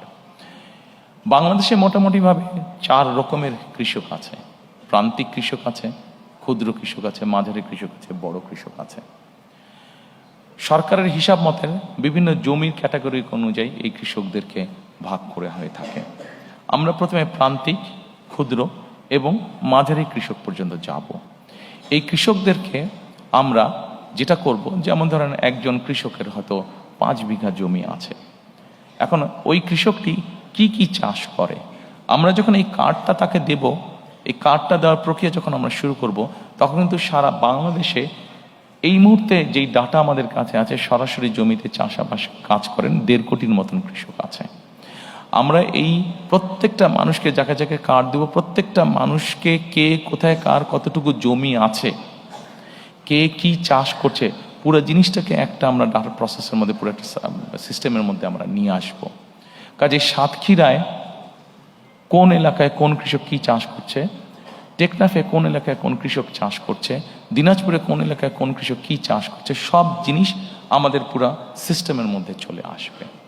এবং আসার পরে যেটা হবে, আমরা তখন জানতে পারবো যে ঠিক আছে, ওখানে অমুক আলু চাষ করছে, ওখানে অমুক টমেটো চাষ করছে, ওখানে অমুক বাঁধাকপি চাষ করছে। আচ্ছা, বাঁধাকপির সাথে সে আর কি কি চাষ করছে, হয়তো ছোট কৃষক সে, তাকে আমরা এই ফ্যামিলি কার্ডটার মাধ্যমে তার যে কোনো একটা ফসলের সম্পূর্ণ সাপোর্টটা আমরা দেওয়ার চেষ্টা করব। সেটা হচ্ছে বীজ হতে পারে, কীটনাশক ওষুধ এবং সার, এই পরিমাণটা আমরা তাকে দেওয়ার চেষ্টা করব। আপনারা বলতে পারেন যে কেন দেওয়ার চেষ্টা করব? এই জন্য দেওয়ার চেষ্টা করব আমরা যে বিভিন্ন কারণে তাকে অনেক কষ্টের মধ্যে দিয়ে চালাতে হয়, কিন্তু আমরা যদি এই সাপোর্টটা তাকে অন্তত 5-7 বছর ধরে সাপোর্টটা দিতে পারি, তখন কিন্তু একটা সময় এসে কিন্তু সে একটা জায়গায় এসে দাঁড়াবে, কৃষকটা একটা জায়গায় এসে দাঁড়াবে। অর্থাৎ স্টেট থেকে যে সাপোর্টটা তাকে দেওয়া হবে, তার যেই রিসোর্সটা নিজের কাছ থেকে যেত, সেই রিসোর্সটা সে তখন সেভ করতে পারবে, সেই রিসোর্সটা দিয়ে সে অন্য কোনো কাজ করতে পারবে, যেহেতু স্টেট তাকে একটা সাপোর্ট তাকে দিচ্ছে। এবং we have reason to believe যে এক সময় গিয়ে এই কৃষকটা একজন সচ্ছল কৃষক হিসাবে দাঁড় করতে পারবে নিজেকে। এবং সেই জন্যই আমরা এই কৃষক কার্ডটা দিতে চাচ্ছি। আপনাদের কাছে হয়তো প্রশ্ন থাকতে পারে যে আমরা কি শুধু যারা জমিতে চাষ করছে তাদেরকে এই কার্ডটা দেবো? নো, আমরা যারা জমিতে চাষাবাস করছেন শুধু তাদেরকেই আমরা এই কার্ডটা দিব না। আমরা এই কার্ডটা দিব মৎস্য চাষি আছে তাদেরকে আমরা দিব, আমরা এই কার্ডটা দিব খামারি আছে, হাঁস মুরগি পালন করছে, গরু পালন করছে, এরকম যারা বিভিন্ন প্রাণী সম্পদ খামারি আছেন, তাদেরকেও আমরা এই কার্ডটা পৌঁছে দিতে চাই, তাদেরকেও আমরা এই কার্ডটা পৌঁছে দিতে চাই। অর্থাৎ সরাসরি স্টেটের পক্ষ থেকে আমরা কার্ডটা পৌঁছে দিতে চাই। প্রিয় সহকর্মীবৃন্দ, এই কার্ডটার মাধ্যমে আমরা যাদেরকে এই কার্ডটা পৌঁছে দিব, একই সাথে কম বেশি এখন সস্তায় সবার কাছেই অ্যাপ থাকে, স্মার্টফোন থাকে। সেই স্মার্টফোনের মধ্যে আমরা তাদেরকে একটা অ্যাপ আমরা ডাউনলোড করে দিব। কি সেই অ্যাপটা? এই অ্যাপটা নিয়ে আমরা অলরেডি কাজ করেছি। বাংলাদেশি একজন সায়েন্টিস্ট, উনি অস্ট্রেলিয়াতে থাকেন, ওই ভদ্রলোক কাজ করছেন এইটা নিয়ে। এর মধ্যে প্রায় 350 প্রায় 500-র মতন কৃষক তার সাথে কানেক্টেডও আছেন। আচ্ছা, এই কৃষকদের সুবিধাটা কি হচ্ছে? যেমন ধরেন বগুড়াতে কোনো একটি উপজেলায় একজন কৃষক আছে, সে আগামীকাল তার জমিতে সার ছিটাবে। এখন আগামীকাল বৃষ্টি হবে কি হবে না, সে একটা ডিলিমার মধ্যে আছে। সে যেটা করতে পারবে, তার কাছে যখন আমরা ওই অ্যাপটা দিয়ে দিব, সেই অ্যাপটা দিয়ে সে চেক করে নিতে পারবে যে কালকে বৃষ্টি হবে কি না। যদি বৃষ্টি হয় সে সারটা দিবে না, যদি বৃষ্টি না হয় তাহলে সে সারটা দেবে, তার ফলে তার সারটা ধুয়ে যাবে না। আমরা এই কার্ডের মাধ্যমে আমরা ওই সিস্টেমটাকে ইন্ট্রোডিউস করে আনতে চাচ্ছি। শুধু এটা নয়, আমরা তাকে স্মার্টফোনের মাধ্যমে আরেকটি অ্যাপও তাকে আমরা সহযোগিতা করব। কি সেই অ্যাপটা? সেই অ্যাপটা হচ্ছে তার ফোনটা যদি সে তার ফসলের উপরে ধরে, তার ফসলের হেলথের কি অবস্থা, কোনো রোগ বালাই কোনো হয়েছে কিনা ফসলের, সেই জিনিসটাও সে তখন জানতে পারবে। যদিও কৃষকদের নিজেদের একটা অভিজ্ঞতা আছে, কিন্তু আমরা এই অ্যাপটাও ডেভেলপ করেছি, যেটা ধীরে ধীরে ধীরে ধীরে আমরা সারা দেশের সকল কৃষকের কাছে পৌঁছে দিব। কাজেই এই সুবিধাগুলো আছে, এর বাইরে বিমার সুবিধা আছে, এর বাইরে কার্ডটা থাকলে তার জন্য কৃষি লোনের সুবিধা আছে। এই সুবিধাগুলো থাকবে, নর্মাল যেগুলো আছে এই সুবিধাগুলো থাকবেই তাদের কাছে। সম্মানিত উপস্থিতিবৃন্দ, সামাজিক সুরক্ষার মধ্যে আমি ব্যক্তিগতভাবে, এখানে অনেকগুলো আছে, আপনারা দেখতে পাচ্ছেন, কই গেল, আপনারা দেখতে পাচ্ছেন অনেকগুলো আছে, তবে এখানে একটি আমরা লাইন রেখেছি যেটি ব্যক্তিগতভাবে আমি যেটির প্রতি খুবই যত্নশীল। সেটি হচ্ছে পিতামাতার ভরণ পোষণ আইন নামে একটি আইন আছে। এই আইনটিকে আমরা যতটুকু সম্ভব কার্যকর করতে চাই। আমাদের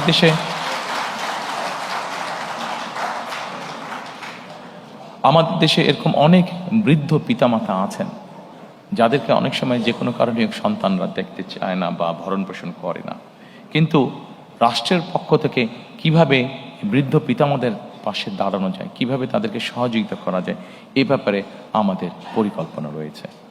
আমরা আশা করি আমরা ইনশাল্লাহ দেশ পরিচালনার সুযোগ পেলে পরে আপনারা যারা আজকে উপস্থিত আছেন এই কাজটিতে যখন আমরা হাত দিব, আপনারা যারা সিনিয়র সিটিজেন আছেন আমাদেরকে সহযোগিতা করবেন। Thank you.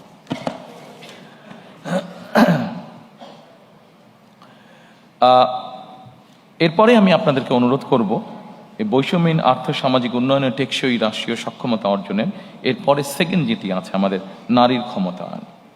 নারীর ক্ষমতায়নের ব্যাপারে এর আগেই বলেছি যে আমাদের যে ফ্যামিলি কার্ডটা, এটার মূল লক্ষ্য বা উদ্দেশ্যটা কি? মূল লক্ষ্য বা উদ্দেশ্য হচ্ছে, আমরা যদি জিনিসটাকে এইভাবে দেখি, এর আগে বেগম খালেদা জিয়া যতবার রাষ্ট্র পরিচালনা করেছেন, আপনাদের সকলেরই ধারণা আছে যে নারীদের শিক্ষা ব্যবস্থা ক্লাস 1 থেকে 12 পর্যন্ত নারীদের শিক্ষা ব্যবস্থা উনি ফ্রি করেছিলেন। সম্মানিত উপস্থিতিবৃন্দ, আমাদের দেশে এখন যে কোনো স্কুল কলেজ যেখানেই যাই, আমরা যদি এনরোলমেন্ট দেখি, আমরা দেখবো যে ছেলে মেয়ে সমান সমান, ক্ষেত্র বিশেষে মেয়েদের সংখ্যা বেশি বিভিন্ন স্কুল কলেজ সব কিছুতে। এখন শুধু শিক্ষা দিলে তো হবে না, আমি যেটা আগেই বলেছি, শিক্ষার পাশাপাশি আমাদেরকে অর্থনৈতিকভাবে, সামাজিকভাবে এই নারীদেরকে আমাদেরকে প্রতিষ্ঠিত করতে হবে। এই নারীদেরকে সামাজিক এবং অর্থনৈতিকভাবে প্রতিষ্ঠিত করে, শুধু শিক্ষা আছে, শিক্ষার সাথে সাথে যদি আমরা তাদেরকে অর্থনৈতিকভাবে প্রতিষ্ঠিত করতে পারি, সামাজিকভাবে প্রতিষ্ঠিত করতে পারি, আমরা একটি শক্তিশালী সমাজ গঠন করতে পারবো, যেই সমাজে মানুষ যুক্তি তর্ক দিয়ে চলবে, যেই সমাজে আমরা মনে করি, আমরা আশা করি, যেখানে খুব সুন্দরভাবে আমরা শান্তি স্থাপনের কাজ করতে পারবো। এবং সেজন্যই আমরা ফ্যামিলি কার্ডটি আমরা প্রবর্তন করতে চাই, যেই ফ্যামিলি কার্ডের মাধ্যমে আমরা নারীদেরকে পর্যায়ক্রমিকভাবে ধীরে ধীরে আমরা তাদেরকে অর্থনৈতিকভাবে এবং সামাজিকভাবে তাদেরকে এম্পাওয়ার্ড করতে চাই আমরা। সম্মানিত উপস্থিতিবৃন্দ, আমাদের একটি সেক্টর আছে বাংলাদেশে, যেটিকে আমরা গার্মেন্টস সেক্টর বলি, যেটি নিয়ে আমরা প্রত্যেকটি বাংলাদেশের নাগরিক গর্ব করি। আমরা যখন বিদেশে যাই, যারা বিদেশে থাকি বা বিদেশে যাই, আমরা যখন জামা কাপড় কিনি, যখন লেবেলটা দেখি মেড ইন বাংলাদেশ, মুখের মধ্যে সুন্দর একটা হাসি আমাদের ফুটে ওঠে, ভালো লাগে মনের মধ্যে যে এই জামাটা মেড ইন বাংলাদেশ। যখন কোনো ব্র্যান্ডেড শপে আমরা দেখি মেড ইন বাংলাদেশ কাপড়টা, এই গার্মেন্টস শিল্পে বহু নারী কাজ করেন। বলা যায় টোটাল গার্মেন্টস শিল্পে যত মানুষ কাজ করে, যত শ্রমিক কাজ করে, তার 70% বা তার কিছু বেশি নারী শ্রমিক আমাদের। এখন সম্মানিত উপস্থিতিবৃন্দ, শুধু একটি সেক্টরেই কেন আমরা নারী রাখবো? আমাদের নারীরা তো কৃষিতেও কাজ করেন, আমাদের নারীরা তো অন্যান্য অনেক সেক্টরে কাজ করেন। আমাদের একটি লক্ষ্য এবং একটি পরিকল্পনা হচ্ছে যে বাংলাদেশে আমরা গার্মেন্টসের বাইরে আরও নতুন নতুন কতগুলো সেক্টরকে আমরা নিয়ে আসতে চাই, যেখানে নারীদের আরও বেশি সংখ্যক কর্মসংস্থানের সুযোগ হবে। সেটি গার্মেন্টসের মতন অনেক সেক্টর আছে যেগুলোকে আমরা ইজিলি আনতে পারি। সেটি টয় সেক্টর হতে পারে, সেটি লেদার সেক্টর হতে পারে যেখানে নারীরা কাজ করতে পারবেন, সেটি এরকম আরও অনেক সেক্টর আছে যেখানে নারীরা কাজ করতে পারেন। অর্থাৎ আমাদের লক্ষ্য এবং উদ্দেশ্য আছে মোর নাম্বার অফ দেশের যে নারী জনগোষ্ঠী আছে তারা কর্মসংস্থানের ব্যবস্থায় এরকম সেক্টরকে আমাদের ইনভাইট করে দেশের মধ্যে নিয়ে আসা। প্রিয় সহকর্মীবৃন্দ, আমরা বিশ্বাস করি, উপস্থিতিবৃন্দ, সম্মানিত উপস্থিতিবৃন্দ, আমরা বিশ্বাস করি যে একজন নারীকে যখন আমরা কর্মসংস্থানের ব্যবস্থা করে দেব, স্বাভাবিকভাবেই প্রকৃতিগত কারণ হিসাবেই তাদেরকে আমাদের আরও কিছু ব্যাপারে সহযোগিতা করা উচিত। তাদের কর্মঘণ্টা কমানো বা বিভিন্নভাবে ডিস্ট্রিবিউট না করে, বরঞ্চ আমরা যদি প্রাকৃতিকগতভাবে বিষয়টি বিবেচনা করি, একজন নারীকে তার সন্তানকে অনেক সময় দেখভাল করতে হয়, হয়তো ঘরে হয়তো তার সন্তানকে দেখভাল করার মতন সেই সাপোর্টটা তার নেই, তার কর্মসংস্থানে যাতে তাকে সেই সাপোর্টটা দেওয়া যায়, সেই জন্য আমরা কর্মস্থলে ডে কেয়ার এবং বেস্ট ফিডিং কর্নার আমরা কম্পালসারি করতে চাই। অর্থাৎ একজন নারী যখন তার সন্তানকে নিয়ে কর্মস্থলে আসবেন, উনি যে 8 ঘন্টা বা 10 ঘন্টা বা যতক্ষণই উনি কাজ করেন, অতটুকু সময় যাতে উনি নিশ্চিন্ত মনে কাজ করতে পারেন, সেই ব্যবস্থাটা আমরা এনশিওর করতে চাই।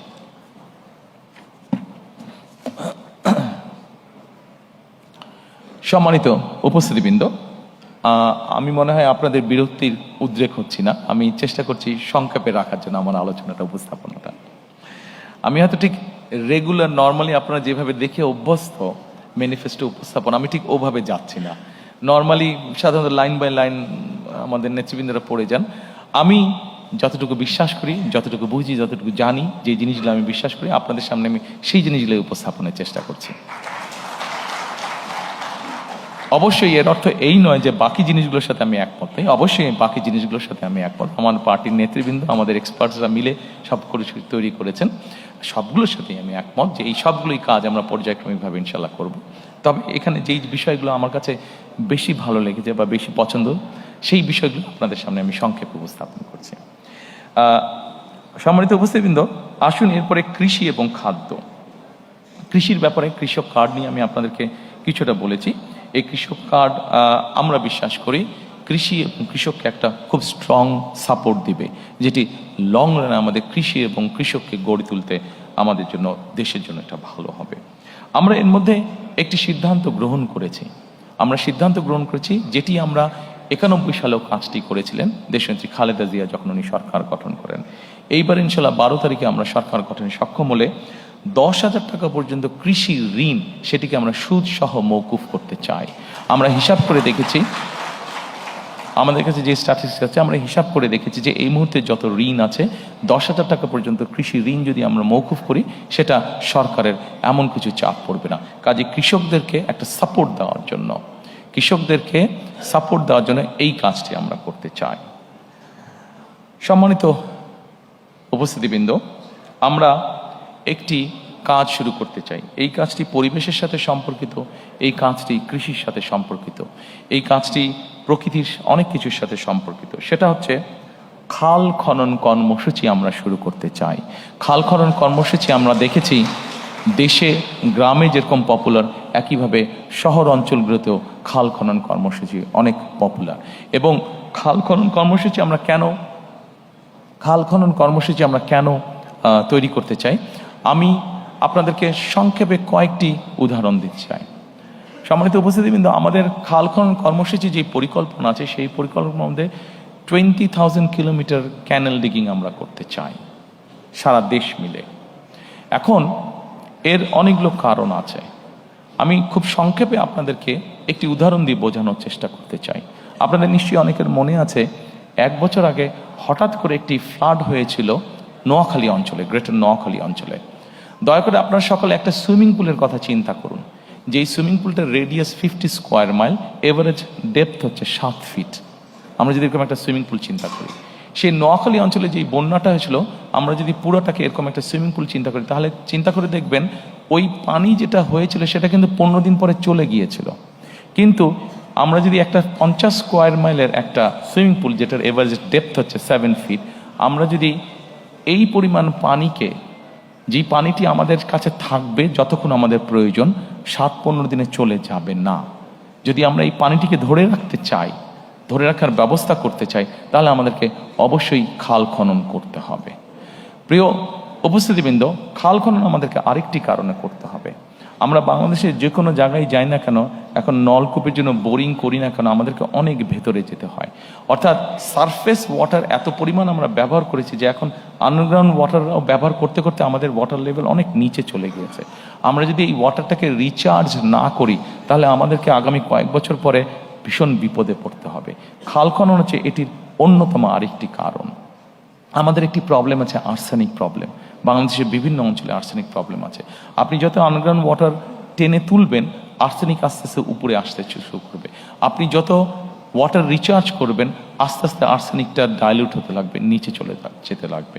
কাজেই বিভিন্ন বিষয়ে যদি আমরা বিবেচনা করি, সম্মানিত উপস্থিতিবৃন্দ, আপনারা নিশ্চয়ই লক্ষ্য করেন অনেক সময় যখন ঢাকা থেকে একটু বাইরে টেরে যান, আপনারা বাই রোড যান, আপনারা খেয়াল করে দেখবেন রাস্তার দুই ধারে কম বেশি যেই গাছগুলো থাকে, দেখবেন গাছগুলো কেমন যেন নেতিয়ে পড়েছে। এই নেতিয়ে পড়ার আরেকটা কারণ হচ্ছে ওই এলাকায় যে আন্ডারগ্রাউন্ড ওয়াটার লেভেল আছে এত নিচে চলে গিয়েছে যে গাছগুলো তার শিকড় আর নিচে পাঠাতে পারে না, এত নিচে চলে গিয়েছে। কাজে আমাদের এই প্রকৃতিকেও যদি আমাদের ঠিক করতে হয়, ধীরে ধীরে যদি আবার একটা স্বাভাবিক পরিস্থিতি ফিরিয়ে আনতে হয়, তাহলে আমাদের ক্যানেল ডিগিং করা অত্যন্ত প্রয়োজন। আমাদের পরিকল্পনার মধ্যে একটি রয়েছে বরেন্দ্র প্রকল্প পুনর্চালুকরণ করা। এই বরেন্দ্র প্রকল্প সম্পর্কে আপনাদের অনেকেরই ধারণা আছে। এটি রাজশাহী, চাঁপাইনবাবগঞ্জ, রাজশাহী ওইদিকে শুরু হয়েছিল এবং এটির বিস্তার মোটামুটি ঠাকুরগাঁ, পঞ্চগড় পর্যন্ত। এই বরেন্দ্র প্রকল্প চালু করার পরে আমাদের পুরো উত্তরাঞ্চলের কৃষির উৎপাদনই একদম পাল্টে গিয়েছিল। এই প্রকল্পটি মোটামুটিভাবে এখন অলমোস্ট মৃত পায়। আমরা চাই এই প্রকল্পটিকে আবার চালু করার জন্য। সম্মানিত উপস্থিতিবৃন্দ, আমাদের এই কৃষি এবং খাদ্যের মধ্যে আপনি যদি খেয়াল করেন, ডান দিকে একটি আছে জলবায়ু ঝুঁকি মোকাবেলা। জলবায়ু ঝুঁকি মোকাবেলা আমরা সিদ্ধান্ত গ্রহণ করেছি, আমরা পরিকল্পনা গ্রহণ করেছি যে এই ঝুঁকিটা আমাদের জন্য অত্যন্ত রিস্কি একটা ঝুঁকি। আমরা যদি দেখি আমাদের দক্ষিণাঞ্চল যেভাবে গাছপালা মরে যাচ্ছে, দক্ষিণাঞ্চলে যেভাবে নদী নালা শুকিয়ে যাচ্ছে, যেভাবে সমুদ্রের পানি উপরে উঠে আসছে, আমরা যদি দেখি আমাদের সারা বাংলাদেশে কিভাবে ফরেস্টেশন ধীরে ধীরে কমে যাচ্ছে, তাহলে আমাদেরকে ইমিডিয়েট এই কাজটিতে হাত দিতে হবে। এবং আমরা ঠিক করেছি 5 বছরে আমরা চেষ্টা করব, 5 বছরে আমরা চেষ্টা করব, যদিও খুব অ্যাম্বিশিয়াস প্রোগ্রাম, তারপরে আমাদের পরিকল্পনা আছে এবং 5 বছরে আমরা চেষ্টা করছি প্রায় 50 কোটির কাছাকাছি বৃক্ষ রোপণ করার জন্য। এরই ভিতরে আমাদের যারা এক্সপার্ট আছেন তারা মোটামুটিভাবে কাজ করেছেন যে কোন এলাকার কোন বৃক্ষটা ভালো হবে, সেভাবে আমরা আমাদের পরিকল্পনা সাজিয়েছি। কাজেই টেকনাফে যেই বৃক্ষটা হবে, তেঁতুলিয়াতেও সেটা হতে পারে, কিন্তু অত ভালো হবে না, কারণ ওখানকার সয়েল ইজ ডিফারেন্ট, ক্লাইমেট আবহাওয়া কিছুটা ডিফারেন্ট। সেই জন্য আমরা সেভাবেই চিন্তা ভাবনা করেছি। এবং আরেকটি জিনিস করেছি, এখন যেটা মডার্ন যুগে করা যায়, আপনি স্যাটেলাইট ইমেজ দিয়ে আপনি কোনো জায়গায় যদি 500 গাছ লাগান, আপনি যদি 500 গাছের চারা ওখানে রোপণ করতে চান, ওখানে 500 চারা রোপণ হলো কি হলো না, আপনি স্যাটেলাইট ইমেজ দিয়ে কিন্তু ওটা ঘরে বসে আপনি দেখতে পারবেন, মনিটর করতে পারবেন। সেজন্য এই সুবিধাটাও আমাদের আছে। তো আমাদেরকে জলবায়ুর ঝুঁকি মোকাবেলা করার জন্য আমাদেরকে জলবায়ুর উপযোগী যেই গাছগুলো আছে সেগুলো লাগাতে হবে, সেগুলো রোপণ করতে হবে। যেমন আমরা যদি ঢাকা শহরে, এই বোধহয় গত পরশুদিনও আমরা কোনো একটা নিউজে আমি দেখলাম যে ঢাকা শহর বোধহয় পলিউশনে আবার বোধহয় কয়েকটার মধ্যে প্রথম বা দ্বিতীয় তৃতীয় এরকম হয়েছে। কাজেই এই ঢাকা শহরের এয়ারকেও যদি ফিল্টার করতে হয়, আপনাদের নিশ্চয়ই অনেকের জানা আছে যে নিম গাছ সাধারণত অন্য নর্মাল গাছের থেকে 3 গুণ বেশি অক্সিজেন প্রডিউস করে। কাজে আমরা যদি নিম গাছ প্রচুর পরিমাণে ঢাকা শহরে লাগাতে সক্ষম হই, রোপণ করতে সক্ষম হই, তাহলে আমরা কিছুটা হলেও আমাদের ঢাকা শহরের বাতাসকে আমরা ফিল্টার করতে পারবো। অবশ্যই এর বাইরে আমাদেরকে অনেকগুলো স্টেপ গ্রহণ করতে হবে, যেমন ডিজেল ইঞ্জিনের ব্যবহার কমিয়ে আনতে হবে, ফসিল ফুয়েল যেগুলোতে ব্যবহার হয় সেগুলো আমাদেরকে কমিয়ে আনতে হবে, আমাদেরকে ইলেকট্রিক ভেহিকেলকে মোর এনকারেজ করতে হবে। সম্মানিত উপস্থিতিবৃন্দ, আমাদের কৃষিতে একটি বিরাট বড় সমস্যা আছে, সেটি হচ্ছে কৃষক এবং বাজারের সরাসরি যে সংযোগটা, এটা বিভিন্ন কারণে আমাদের পক্ষে হয়তো গড়ে তোলা সম্ভব হয়নি। আমাদের পরিকল্পনা আছে যে কিভাবে কৃষক এবং বাজারকে আমরা সরাসরি সম্পৃক্ত করতে পারি, অর্থাৎ মিডল ম্যানের যে প্রকৃতি আছে সেটাকে কিভাবে কমিয়ে আনা যায় এবং একই সাথে ট্রান্সপোর্টেশন কস্ট কিভাবে কমিয়ে আনা যায়, এই বিষয়টি আমাদের পরিকল্পনার মধ্যে আছে। সো দ্যাট তাহলে কৃষিজাত উৎপন্ন যে দ্রব্যগুলো সেগুলোর দামটা আমরা কমিয়ে আনতে পারবো। সেটাকে দাম যদি আমরা কমিয়ে আনতে পারি, তা আমরা মানুষের কাছে কম মূল্যে আমরা পৌঁছে দিতে সক্ষম হব। আমাদের আরেকটি বড় পরিকল্পনা আছে বা বড় সমস্যা আছে, সেই জন্যই আমরা পরিকল্পনা গ্রহণ করেছি। সেটি হচ্ছে আমাদের দেশের বিভিন্ন জায়গায় বিভিন্ন ফলাদি, শাক সবজি এগুলো উৎপাদিত হচ্ছে, কিন্তু আমাদের কৃষকরা কোনো শাক সবজি ফলাদি হয়তো 7 দিন 15 দিন বা 1 মাসের জন্য এটাকে রেফ্রিজারেট করতে হবে, কিন্তু সেই রেফ্রিজারেট করার সিস্টেমটা আমাদের এখানে নেই, এবং যেটাকে হিমাগার বা কোল্ড স্টোরেজ বলে। আমরা এর মধ্যে কাজ করেছি যে কোথায় কোথায় আমাদের কি কি উৎপাদিত হয়, কোথায় কোথায় কিভাবে, যেমন আমাদের চাঁপাইনবাবগঞ্জে বা রাজশাহীতে প্রচুর পরিমাণে আম হয়, আমটাকে কিভাবে প্রিজার্ভ করা সম্ভব হতে পারে সেইভাবে আমরা সেখানে হিমাগারটা তো করে তুলব। যেখানে আমাদের টমেটো হচ্ছে, সেই সিলেট অঞ্চল ধরে যে বিভিন্ন জায়গায় আমাদের টমেটো হচ্ছে, এই টমেটোগুলো আমরা একসময় দেখি যে কৃষকরা ফেলে দেয় বা গরু ছাগল খায়, কারণ সে প্রপার দাম পাচ্ছে না, কারণ একটা সার্টেন টাইমের পরে সে যে ওটাকে রেফ্রিজারেট করবে সেই অবস্থাটা নেই। কাজে এই সবগুলো জিনিসকে আমরা মার্ক করেছি এবং ধীরে ধীরে আমরা এই হিমাগার সিস্টেম বা রেফ্রিজারেট সিস্টেমটাকে আমরা গড়ে তুলতে চাই। সম্মানিত উপস্থিতিবৃন্দ, এরপরে আমি আপনাদেরকে অনুরোধ করব কর্মসংস্থান ও যুব উন্নয়নটি দেখার জন্য।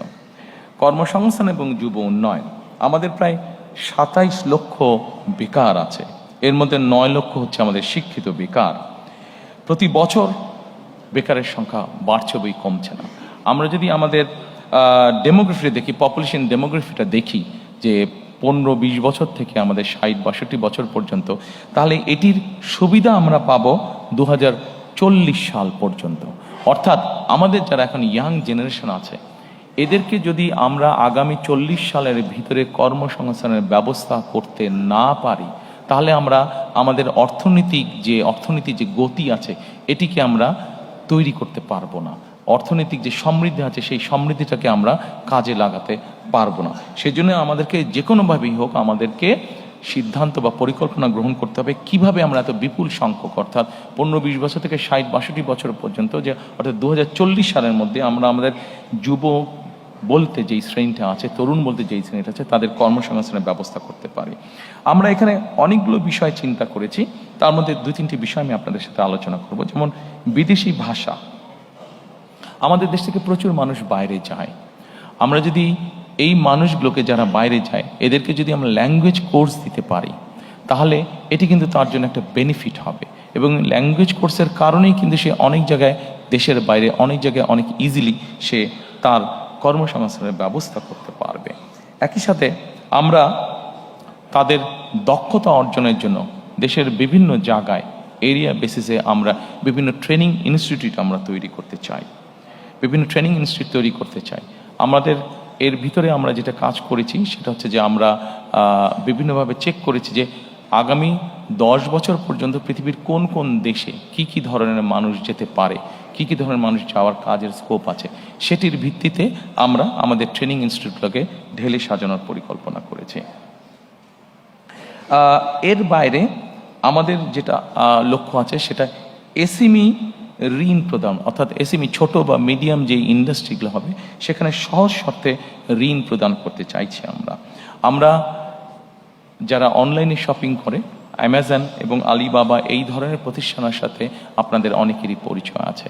এইখানে যেই দ্রব্যগুলো পাওয়া যায়, প্রোডাক্টগুলো পাওয়া যায়, এগুলো যে খুব রকেট সায়েন্স টাইপের প্রোডাক্ট তা না, এগুলা বরং এই প্রোডাক্টগুলো খুব সহজেই কিন্তু তৈরি করা সম্ভব হয়। আমরা যেটা করতে চাইছি, আমরা আমাদের এসএমই এন্টারপ্রেনার যারা থাকবে তাদেরকে আমরা এনকারেজ করতে চাইছি যে তারা এই ধরনের ছোট সেট আপগুলো তারা করুক, এবং আমরা সরকার থেকে তাদেরকে বিভিন্ন রকম সহযোগিতা করবো। অ্যাট দ্য সেম টাইম আমরা অ্যামাজন এবং আলিবাবা এই ধরনের প্রতিষ্ঠানের সাথে প্রাইমারি কথা বলেছি যে তারা তাদের প্রকিউরমেন্টটা বাংলাদেশ থেকে করুক। যখন তারা বাংলাদেশ থেকে তাদের প্রকিউরমেন্টটা করা শুরু করবে, খুব স্বাভাবিকভাবেই আমাদের এই মিল ফ্যাক্টরিগুলো চলবে, এবং এই মিল ফ্যাক্টরিগুলো চলা মানেই কর্মসংস্থানের ব্যবস্থা হওয়া। সম্মানিত উপস্থিতিবৃন্দ, আমাদের আগামী দিনের লক্ষ্য হচ্ছে আমরা যেই পরিকল্পনায় গ্রহণ করি না কেন, প্রত্যেকটি পরিকল্পনা অন্যতম প্রাইমারি লক্ষ্য হচ্ছে আমাদের কর্মসংস্থান তৈরি করা, যত বেশি সংখ্যক কর্মসংস্থান তৈরি করা।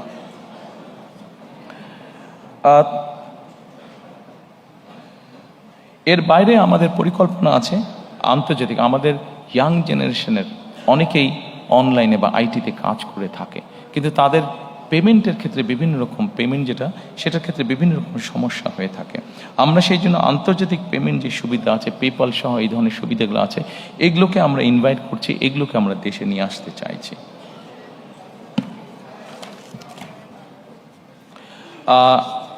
সম্মানিত উপস্থিতিবৃন্দ, এরপরে আমি শিক্ষা, মানব সম্পদ এবং স্বাস্থ্য সেবা এটির প্রতি আপনাদেরকে নজর দিতে বলবো।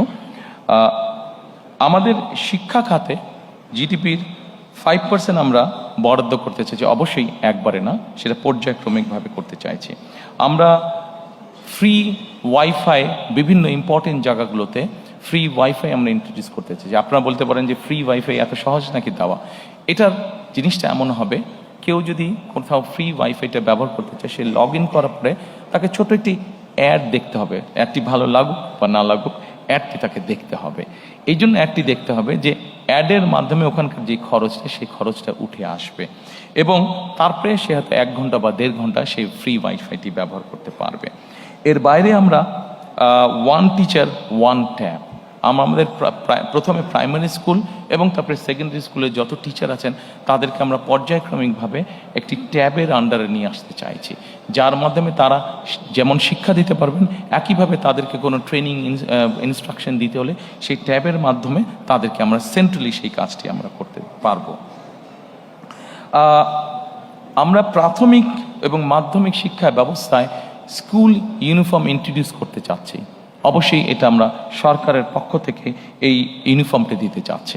এই ইউনিফর্মটি দেওয়ার একটা অন্যতম কারণ হচ্ছে, স্বাভাবিকভাবে সবাই যখন একই ইউনিফর্ম পরবে তখন বাচ্চাদের মধ্যে একটা ডিসিপ্লিন আসে, একটা ইউনিটি আসে। সেই মানসিকতাটা আমরা গড়ে তুলতে চাইছি। এরপরে আমি আপনাদেরকে দৃষ্টি আকর্ষণ করতে চাইছি যে স্বাস্থ্য সেবাতে আমি চেষ্টা করছি একটু দ্রুত যেতে, অনেকক্ষণ সময় আছে, অনেকের ধৈর্য চ্যুতি হচ্ছে। আমি এরপরে স্বাস্থ্যতে আসতে চাচ্ছি। সম্মানিত উপস্থিতিবৃন্দ, স্বাস্থ্যতে আমরা যেটা মনে করি, দেখুন বাংলাদেশ 20 কোটি মানুষ, আমরা হয়তো অনেক কিছু বলতে পারি, কিন্তু 20 কোটি মানুষকে স্বাস্থ্যসেবা দেওয়া কোয়াইট কস্টলি ম্যাটার। কিন্তু তার আগে যদি আমরা কাজ করি, যেটা এখন ইউরোপে তারা করছে, ইউরোপও তার ছোট ছোট দেশ, অল্প অল্প পপুলেশন, কিন্তু তারাও স্বাস্থ্যসেবা সম্পূর্ণ দিকে হিমশিম খাচ্ছে। সেখানে বাংলাদেশের মতন দেশ তো হিমশিম খেতেই হবে। সেই জন্য আমরা যেটা জোর দিতে চাইছি সেটা হচ্ছে প্রিভেনশনের উপরে আমরা জোর দিতে চাচ্ছি। অর্থাৎ আমরা যদি একটা মানুষকে প্রথমেই অসুস্থ হওয়া থেকে বাঁচাতে পারি, তাহলে অবশ্যই সেই মানুষটি আর হসপিটালে যাচ্ছে না। হসপিটালে না গেলে হসপিটালের উপরে চাপটা কম পড়ছে। কাজেই এই কাজটি করার জন্য, প্রিভেনশনটাকে আমরা করার জন্য আমরা প্রায় 1 লক্ষের মতন স্বাস্থ্যকর্মী নিয়োগ দিতে চাচ্ছি সারা দেশে। যেই স্বাস্থ্যকর্মীদের অধিকাংশ হবেন নারী। এই স্বাস্থ্যকর্মীরা মানুষের বাসায় বাসায় যাবে, গ্রামে গ্রামে বাসায় বাসায় যাবে, শহরেও বাসায় বাসায় যাবে, গিয়ে তাদেরকে স্বাস্থ্যসেবাটা ঘরে দেবে এবং তাদেরকে অ্যাওয়্যার করবেন যে এটা কাজ না করলে ডায়াবেটিক হবে না, এটা কাজ না করলে হাই প্রেশার বা কার্ডিয়াক প্রবলেম হবে না, এটা কাজ না করলে কিডনি প্রবলেম হবে না। এই ধরনের জিনিসগুলোকে তারা অ্যাওয়্যার করবেন। তার ফলে আমরা চাচ্ছি যে প্রথমেই যদি একজন মানুষকে অসুস্থ হওয়া থেকে বাঁচানো যায়, তাহলে সরকারের যে রিসোর্স আছে সেটার উপর চাপটা কম পড়বে। যেই রিসোর্স আছে সেটা দিয়ে যারা সত্যিকারভাবে অসুস্থ হবেন তাদেরকে কিছুটা হলেও বেটার ট্রিটমেন্ট দেওয়া যায়। আমরা প্রাইভেট পার্টনারশিপ একটি বিষয় চিন্তা করছি।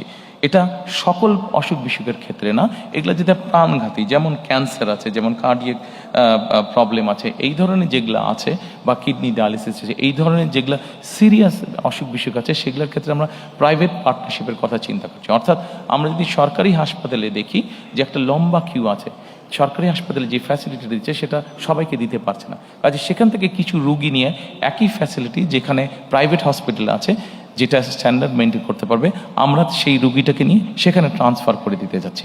সেটার কস্টটা সরকারের পক্ষ থেকে বিয়ার করা হবে। এইভাবে আমরা পাবলিক পার্টনারশিপ তৈরি করতে যাচ্ছি। সিলেক্টেড কিছু অসুস্থতার ক্ষেত্রে, সিলেক্টেড কিছু অসুখ যেগুলা লাইফ সেভিং সর্ট অফ, যেগুলো রিস্ক হয়ে যায় মানুষের জন্য, সেই ধরনের অসুখ বিসুখের ক্ষেত্রে আমরা এই কাজটি করতে চাই, জ্বর সর্দি কাশির ক্ষেত্রে নয়।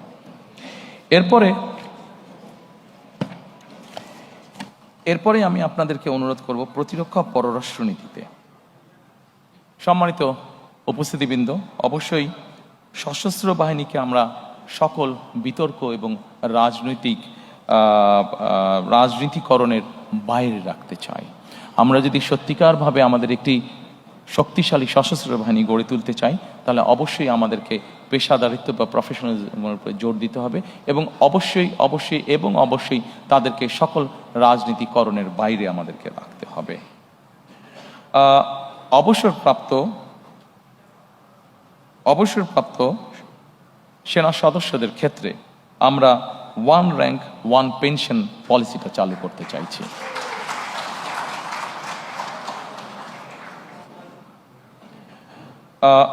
সম্মানিত উপস্থিতিবৃন্দ, ফরেন পলিসির ক্ষেত্রে কথা আছে যে ফরেন পলিসিটা কেমন হবে। আমি এক বাক্যে আপনাদেরকে বলছি, দেখুন বাংলাদেশে 20 কোটি মানুষ, আমরা এর আগেই বলেছি বহু 4 কোটি বেকার আছে, স্বাস্থ্যর বিষয় আছে, কর্মসংস্থানের বিষয় আছে। আমাদের ফরেন পলিসিটা খুব সংক্ষেপে যদি বলি সেটাই হবে, অর্থাৎ আমার দেশের স্বার্থ, আমার দেশের মানুষের স্বার্থ রক্ষা করে যাদের বন্ধুত্ব সহযোগিতা পেলে আমরা আমাদের দেশে নতুন ব্যবসা বাণিজ্য প্রতিষ্ঠিত করতে পারবো, আমার দেশের মানুষের কর্মসংস্থানের ব্যবস্থা করতে পারবো, আমাদের দেশের অর্থনৈতিক অবস্থা শক্তিশালী হবে। অবশ্যই আমার দেশের স্বাধীনতা এবং সার্বভৌমত্ব অক্ষুণ্ণ রাখবে। এইটার ভিত্তিতেই আমরা আমাদের পররাষ্ট্রনীতি পরিচালিত করব। অর্থাৎ আমার দেশের মানুষের সমস্যার সমাধান করে আমার দেশের স্বাধীনতা এবং সার্বভৌমত্ব অক্ষুণ্ণ রেখেই আমাদের সাথে যাদের যাদের বন্ধুত্ব করা সম্ভব, অবশ্যই আমরা তাদের সাথে বন্ধুত্ব করব। আমাদের সামনে একটি বিরাট পররাষ্ট্রনীতিতে একটি বিরাট সমস্যা আছে। এটি মানবিক সমস্যা, সেটিকে আমরা সকলেই জানি। সেটি হচ্ছে রোহিঙ্গা সমস্যা যেটি আছে। আমাদের নিজেদের দেশের জনসংখ্যা প্রায় 20 কোটি। এই জনসংখ্যাকে আমাদের কর্মসংস্থানের ব্যবস্থা, খাদ্যের সংস্থা, চিকিৎসা ব্যবস্থা সকল কিছু করতে হবে। আমাদের প্রায় 1.2 মিলিয়নের মতন আমাদের রোহিঙ্গা আছে।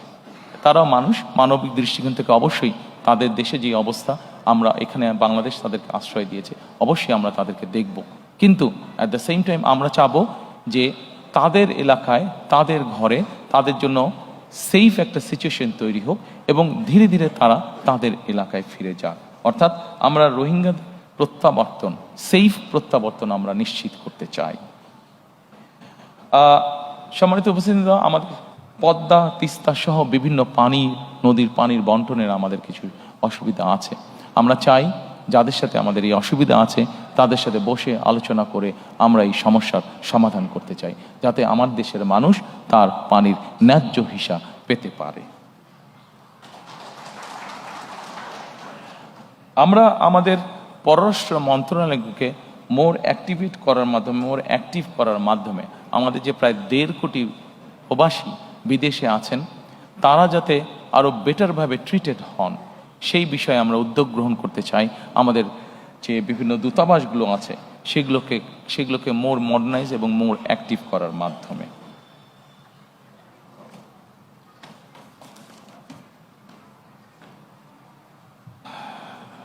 সম্মানিত উপস্থিতিবৃন্দ, এরপরে একটি অত্যন্ত গুরুত্বপূর্ণ বিষয় আছে, সেটির প্রতি আপনাদেরকে আমি অনুরোধ করব নজর দেওয়ার জন্য। শ্রমিক এবং প্রবাসী কল্যাণ। আমাদের দেশে একটি সমস্যা আছে। আমাদের দেশের নারী, পুরুষ এবং প্রতিবন্ধী যারা, তাদের ক্ষেত্রে একটি বেতনের ব্যাপারে একটি বৈষম্যমূলক আচরণ হয়ে থাকে অনেক জায়গায়, অনেক ক্ষেত্রে। আমরা পর্যায়ক্রমিকভাবে এই সমস্যাটির সমাধান করতে চাই। অর্থাৎ নারী, পুরুষ এবং প্রতিবন্ধীদের জন্য বৈষম্যহীন বেতন আমরা নিশ্চিত করতে চাই। আমরা একই সাথে মাতৃকালীন যে ছুটি আছে, নারীদের যে মাতৃকালীন ছুটি আছে, সেই ছুটিটাকে আমরা 6 মাসের উইথ স্যালারি, মানে সবেতন ছুটিতে আমরা নিয়ে আসতে চাই। এটিকে আমরা পর্যায়ক্রমিকভাবে শিশু শ্রম বন্ধ করার পরিবেশ আমরা নিশ্চিত করতে চাই। প্রিয় সহকর্মীবৃন্দ, আমাদের যে 1.5 কোটি প্রবাসী আছেন, এই প্রবাসীদের জন্য আমরা একটি প্রবাসী কার্ড ইন্ট্রোডিউস করতে চাই। এই কার্ডটি তাকে ব্যাংকিং ফ্যাসিলিটি দিবে এবং এই কার্ডটির মধ্যে তার সব রকম ডিটেলস থাকবে। যখন উনি ফিরে আসবেন, এই কার্ডটির মাধ্যমে উনি কি কি কাজ করছেন সেটার উপরে ভিত্তি করে যাতে তাকে আমরা একটা দেশে সুন্দর পরিবেশের নিশ্চয়তা দিতে পারি। এটিকে আমরা নাম দিয়েছি, যেটি আমরা প্রবর্তন করতে চাই, এটিকে আমরা নাম দিয়েছি প্রবাসী কার্ড।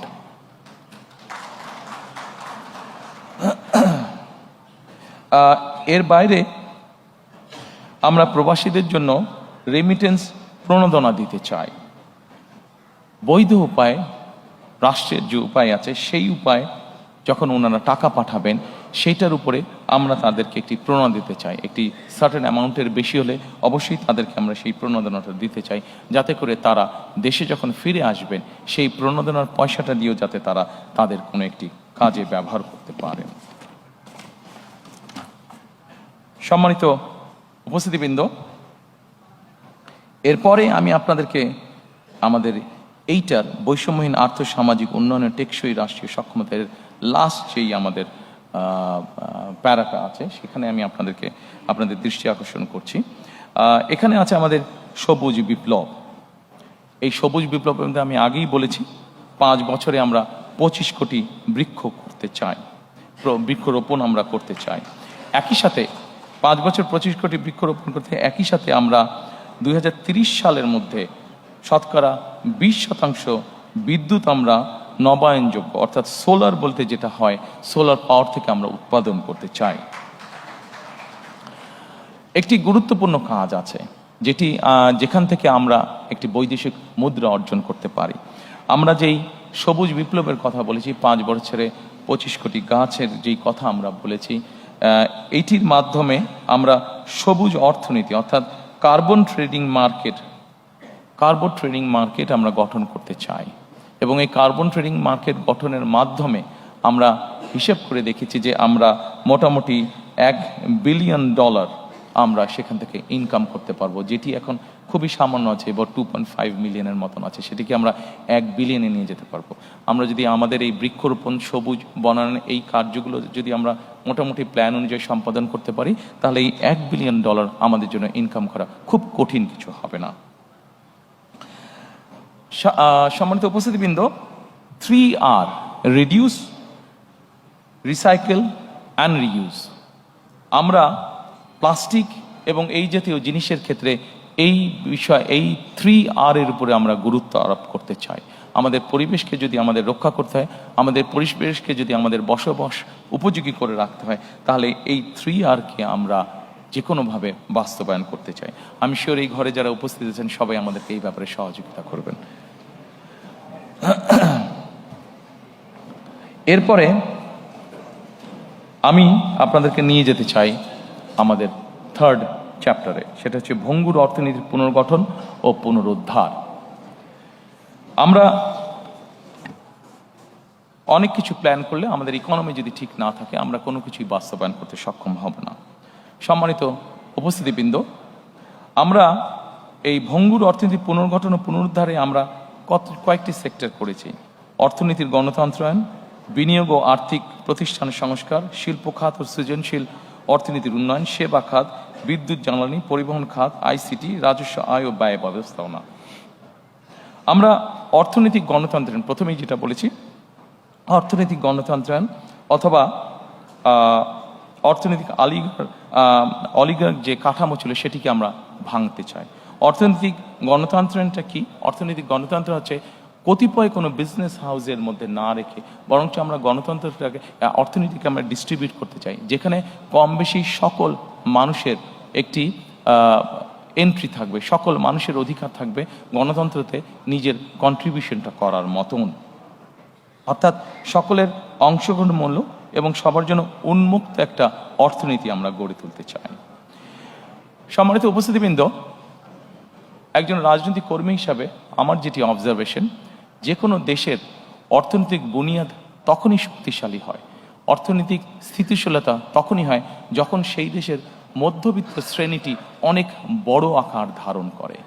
আমাদের পরিকল্পনা হচ্ছে অর্থনীতির ক্ষেত্রে আমরা বাংলাদেশের মধ্যবিত্ত শ্রেণী বলতে, যেটি কয়েক বছর আগেও প্রায় ধ্বংসপ্রাপ্ত ছিল, সেই মধ্যবিত্ত শ্রেণীটিকে আমরা অর্থনৈতিকভাবে ধীরে ধীরে ধীরে ধীরে শক্তিশালী করে গড়তে তুলতে চাই।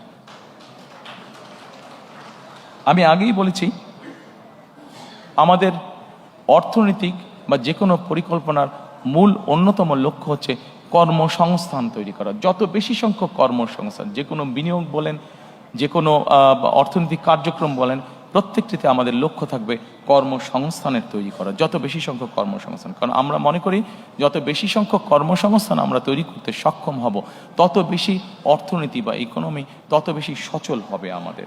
এবং সেই জন্যই আমরা বলেছি যে আমরা 2034 সালের মধ্যে আমরা বাংলাদেশের অর্থনীতিকে $1 ট্রিলিয়ন অর্থনীতিতে নিয়ে যেতে চাই। সম্মানিত উপস্থিতিবৃন্দ, এরপরে আমি আপনাদের দৃষ্টি আকর্ষণ করতে চাই, অনেকগুলো বিষয় আছে এখানে, অনেক লম্বা বিষয়, আমি সংক্ষেপ থাকার চেষ্টা করব। বিনিয়োগ এবং প্রাতিষ্ঠানিক সংস্কার। বিনিয়োগ এবং প্রাতিষ্ঠানিক সংস্কারে এফডিআই ক্যাপ্টেন আমরা নিয়োগ করতে চাই। অর্থাৎ ফরেন ইনভেস্টমেন্ট যারা আসবে, এই ফরেন ইনভেস্টমেন্ট যারা আসবে তাদেরকে বিভিন্ন সময় বিভিন্ন বিড়ম্বনা ভোগ করতে হয়। আমরা যেটা করতে চাই সেটা হচ্ছে আমরা একজন ক্যাপ্টেনকে নিয়োগ করতে চাই, যার দায়িত্ব হবে যে বিদেশি বিনিয়োগটা আসবে তার যাবতীয় যত কাগজপত্র, যত কিছু ফর্মালিটিস আছে, সেই ক্যাপ্টেন তার হয়ে সকল কাজগুলো সম্পন্ন করবে তারা। সকল কাজগুলো সম্পন্ন করবে, যাতে সেই বিদেশি বিনিয়োগকারী হতাশ হয়ে ফিরে যেতে না হয় তাদেরকে। আমরা একটি পলিসি গ্রহণ করতে চাই অর্থনীতির ক্ষেত্রে। সম্মানিত উপস্থিতি, আপনাদের সকলেরই ধারণা আছে বিনিয়োগ বা অর্থনীতি এমন একটি বিষয়, আমরা যদি এটি ব্যাপারে যে কোনো পলিসি নিয়ে এবং হুট করে যদি 7 দিন পর পলিসি চেঞ্জ করতে চাই, তাহলে অর্থনীতি কোনোভাবেই শুভ ফল দেখতে পাবে না। এবং সেই জন্যই আমরা সিদ্ধান্ত গ্রহণ করেছি যে অর্থনীতির ক্ষেত্রে আমরা কোনো আকস্মিক কোনো পলিসি পরিবর্তন করতে চাই না। আমরা চিন্তা ভাবনা করে পলিসি গ্রহণ করব, এবং আমরা চিন্তা ভাবনা করে যেই পলিসি গ্রহণ করব সেটিতে আমরা স্টিক করতে চাই। হুট করে আমরা কোনো পলিসির পরিবর্তন করতে চাই না, যা আমরা অতীতে দেখেছি, যাতে করে আমাদের বিনিয়োগ, আমাদের ব্যবসায়ীরা ক্ষতিগ্রস্ত না হন।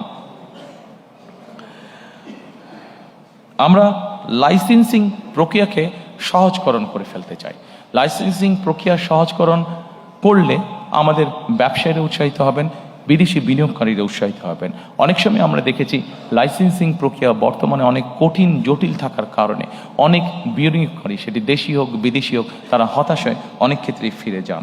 সেটিকে আমরা ইজি করে আনতে চাই। সম্মানিত উপস্থিতিবৃন্দ, এই মুহূর্তে যদি আমরা চিন্তা করি আমাদের সবচেয়ে বড় রেমিটেন্সের উপায় কোনটা, আমাদের সবচেয়ে বড় রেমিটেন্সের উপায় হচ্ছে গার্মেন্টস। কিন্তু একটি জাতি বা একটি দেশ যুগের পর যুগ একটি সেক্টরের উপরে কোনোভাবেই ডিপেন্ডেন্ট থাকতে পারে না, এবং সেই জন্যই আমরা মনে করি যে আমাদেরকে আরও সেক্টর বের করতে হবে, এবং যেই সেক্টরগুলো রফতানিমূলক সেক্টর হিসেবে বিবেচিত হবে। আমরা ফার্মাসিউটিক্যালের কথা চিন্তা করতে পারি, আমরা লেদার শিল্পের কথা আমরা চিন্তা করতে পারি, আমরা আইটির কথা আমরা চিন্তা করতে পারি, আমরা টয় ইন্ডাস্ট্রির কথা চিন্তা করতে পারি, আমরা ইলেকট্রনিক ইন্ডাস্ট্রির কথা চিন্তা করতে পারি। এরকম অনেকগুলো রফতানিমুখী শিল্প আমরা চিন্তা করতে পারি, এবং এই রফতানিমুখী শিল্প আমরা কতগুলো শিল্পকে আমরা প্রায়োরিটাইজ করে নেব যে আগামী 5 বছর বা 10 বছর এই সেক্টরগুলোকে আমরা প্রায়োরিটাইজ করে নিব, এবং যেই সেক্টরগুলোকে আমরা প্রায়োরিটাইজ করব সেগুলোকে আমরা প্রণোদনা দিতে চাই, ইনসেন্টিভ দিতে চাই। এটা এমনও হতে পারে তাদেরকে আমরা বন্ডের ফ্যাসিলিটি দিব, বন্ডের ভ্যারাস ফ্যাসিলিটি দিব, বা যেই সকল প্রণোদনা দিলে সেই সেক্টরগুলো আস্তে আস্তে গ্রো করবে, সেই জিনিসগুলো আমরা তাদেরকে করে দিতে চাই। সম্মানিত উপস্থিতিবৃন্দ, অর্থনীতিকে তার নিজের গতিতে চলতে দিতে হবে। সব কিছু যেরকম চলার একটি ধর্ম আছে, অর্থনীতিকেও নিজের গতিতে চলতে দিতে হবে। আমরা বিগত দিনে দেখেছি যে ব্যাংকিং খাতে রাজনৈতিক হস্তক্ষেপ হয়েছে। আমরা দৃঢ়ভাবে বিশ্বাস করি যে ব্যাংকিং খাতকে যে কোনোভাবে হোক রাজনৈতিক হস্তক্ষেপের মুক্ত করে দিতে হবে, এবং এটাকে প্রফেশনালি আমাদেরকে চালাতে হবে। কারণ আমরা যদি ব্যাংকিং খাতকে রাজনৈতিকভাবে হস্তক্ষেপ করি, তাহলে এটির অশুভ প্রভাব অর্থনীতির উপরে পড়বে, যেটি আমাদের কারো জন্য কাঙ্ক্ষিত নয়।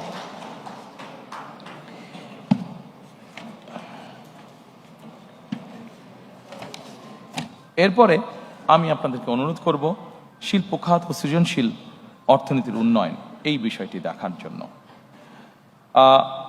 এর মধ্যেই আমি আপনাদের কাছে বলেছি যে আমরা নতুন নতুন শিল্প গঠনের আমরা চেষ্টা করব। এর মধ্যে একটি বিষয় আছে, বিশেষ করে ক্ষুদ্র ও কুটির মাঝারি শিল্প যেটা আছে, এগুলোকে আমরা টার্গেটেড সাপোর্ট আমরা দিতে চাই। এগুলোকে আমরা টার্গেটেড সাপোর্ট দিতে চাই, যে এসএমই আছে, ক্ষুদ্র এবং কুটির শিল্প যেগুলো আছে। আমরা এর আগে দেখেছি, বিগত সময়ে আমরা দেখেছি অনেক বিনিয়োগ হয়েছে, কিন্তু কর্মসংস্থানের ব্যবস্থা হয়নি। আমরা 100 মিলিয়ন দিয়ে একটা ফ্যাক্টরি যদি করি, কিন্তু ওটাতে যত না মানুষ কর্মসংস্থানের ব্যবস্থা হবে, আমরা যদি 10 মিলিয়ন দিয়ে বা 1 মিলিয়ন দিয়ে কোনো ফ্যাক্টরি করি, আমরা দেখেছি যে সেখানে অধিক কর্মসংস্থানের ব্যবস্থা হয়ে থাকে। সেজন্যই আমরা আভ্যন্তরীণ শিল্প ভিত্তিকে শক্তিশালী করা এবং শিল্প খাতের বহুমুখীকরণের লক্ষ্যে আমাদের সরকার বিভিন্ন ধরনের প্রণোদনা প্রদানের পরিকল্পনা আমরা গ্রহণ করেছি। বিশেষ করে ক্ষুদ্র, কুটির এবং মাঝারি শিল্পে সুনির্দিষ্ট বা টার্গেটেড সাপোর্ট প্রদানের উপরে আমরা বিশেষ গুরুত্ব আরোপ দিতে চাই। এখানে বিভিন্ন রাজনৈতিক কারণে, বিভিন্ন কারণে বাংলাদেশের বহু শিল্প বন্ধ হয়ে গিয়েছে। শিল্প বন্ধ হওয়া মানেই অর্থনীতির গতি থেমে যাওয়া। শিল্প বন্ধ হওয়া মানেই বহু মানুষ বেকার হয়ে যাওয়া। শিল্প বন্ধ হওয়ার মানেই বহু মানুষের সংসার বসে যাওয়া, বহু শিক্ষার্থীর জীবন নষ্ট হয়ে যাওয়া। সেজন্যই আমরা সিদ্ধান্ত গ্রহণ করেছি যেসব বন্ধ শিল্প আছে, প্রত্যেকটির জন্য দরকার হলে আলাদা আলাদাভাবে বসে আমরা পলিসি বের করব যে ওই শিল্পগুলোকে যাতে আবার চালু করা যায় এবং সেখানে যাতে আবার অর্থনৈতিক কর্মচাঞ্চল্য শুরু হয়, সেখানে যাতে আবার নতুন করে কর্মসংস্থানের ব্যবস্থা হয়।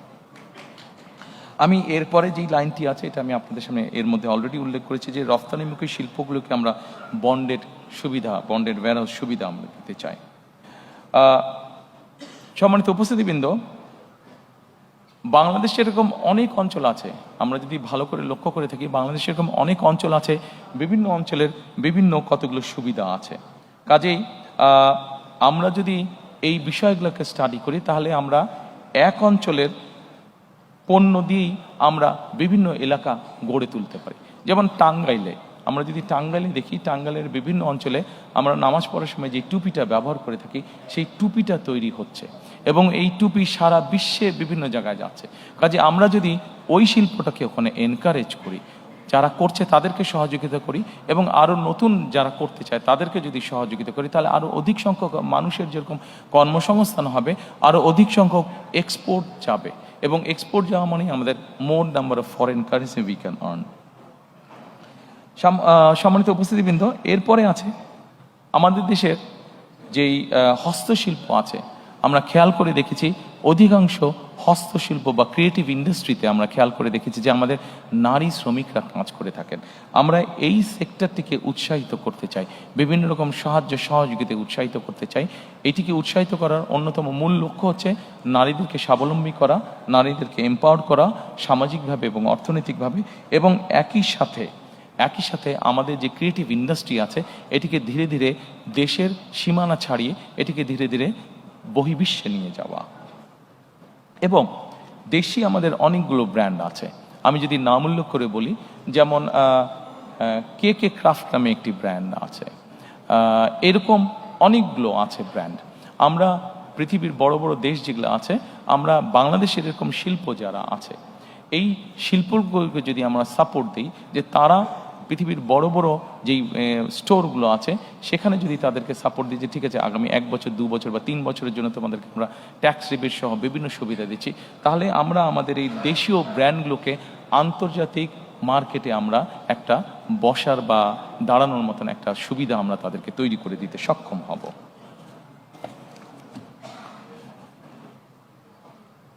সম্মানিত উপস্থিতিবৃন্দ, এরপরে আপনাদেরকে আমি অনুরোধ করব সেবা খাতের প্রতি দৃষ্টি দেওয়ার জন্য।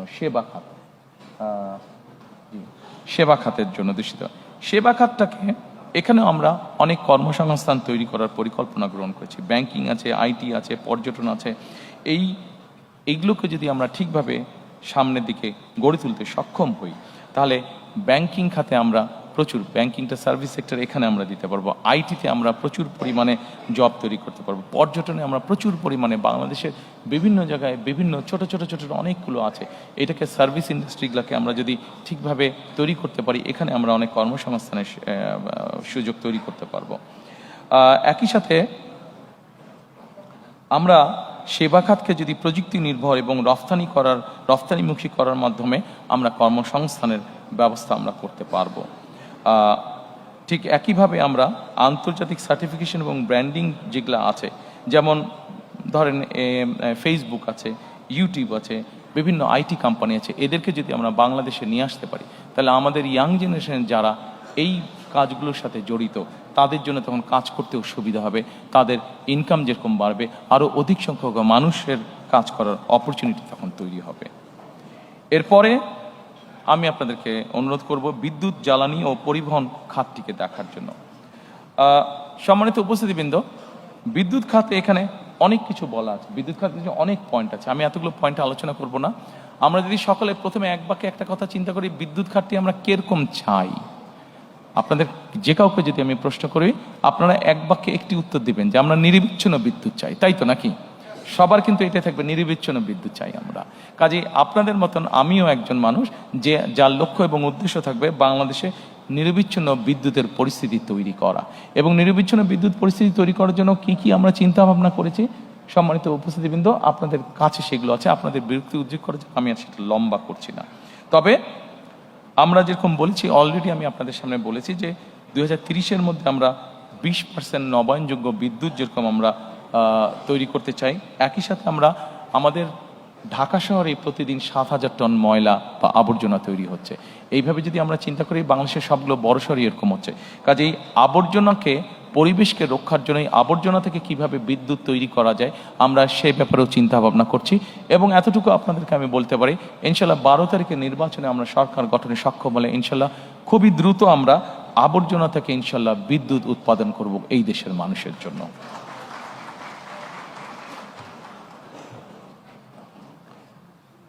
সম্মানিত উপস্থিতিবৃন্দ, এরপরে আছে যোগাযোগ ও পরিবহন খাত। যোগাযোগ এবং পরিবহন খাতের খুব সংক্ষেপে যদি আমরা নিয়ে আসি, আমরা সম্পূর্ণ বাংলাদেশটাকে আমরা রেল লাইনের মাধ্যমে কানেক্টিভিটি আমরা তৈরি করতে চাইছি।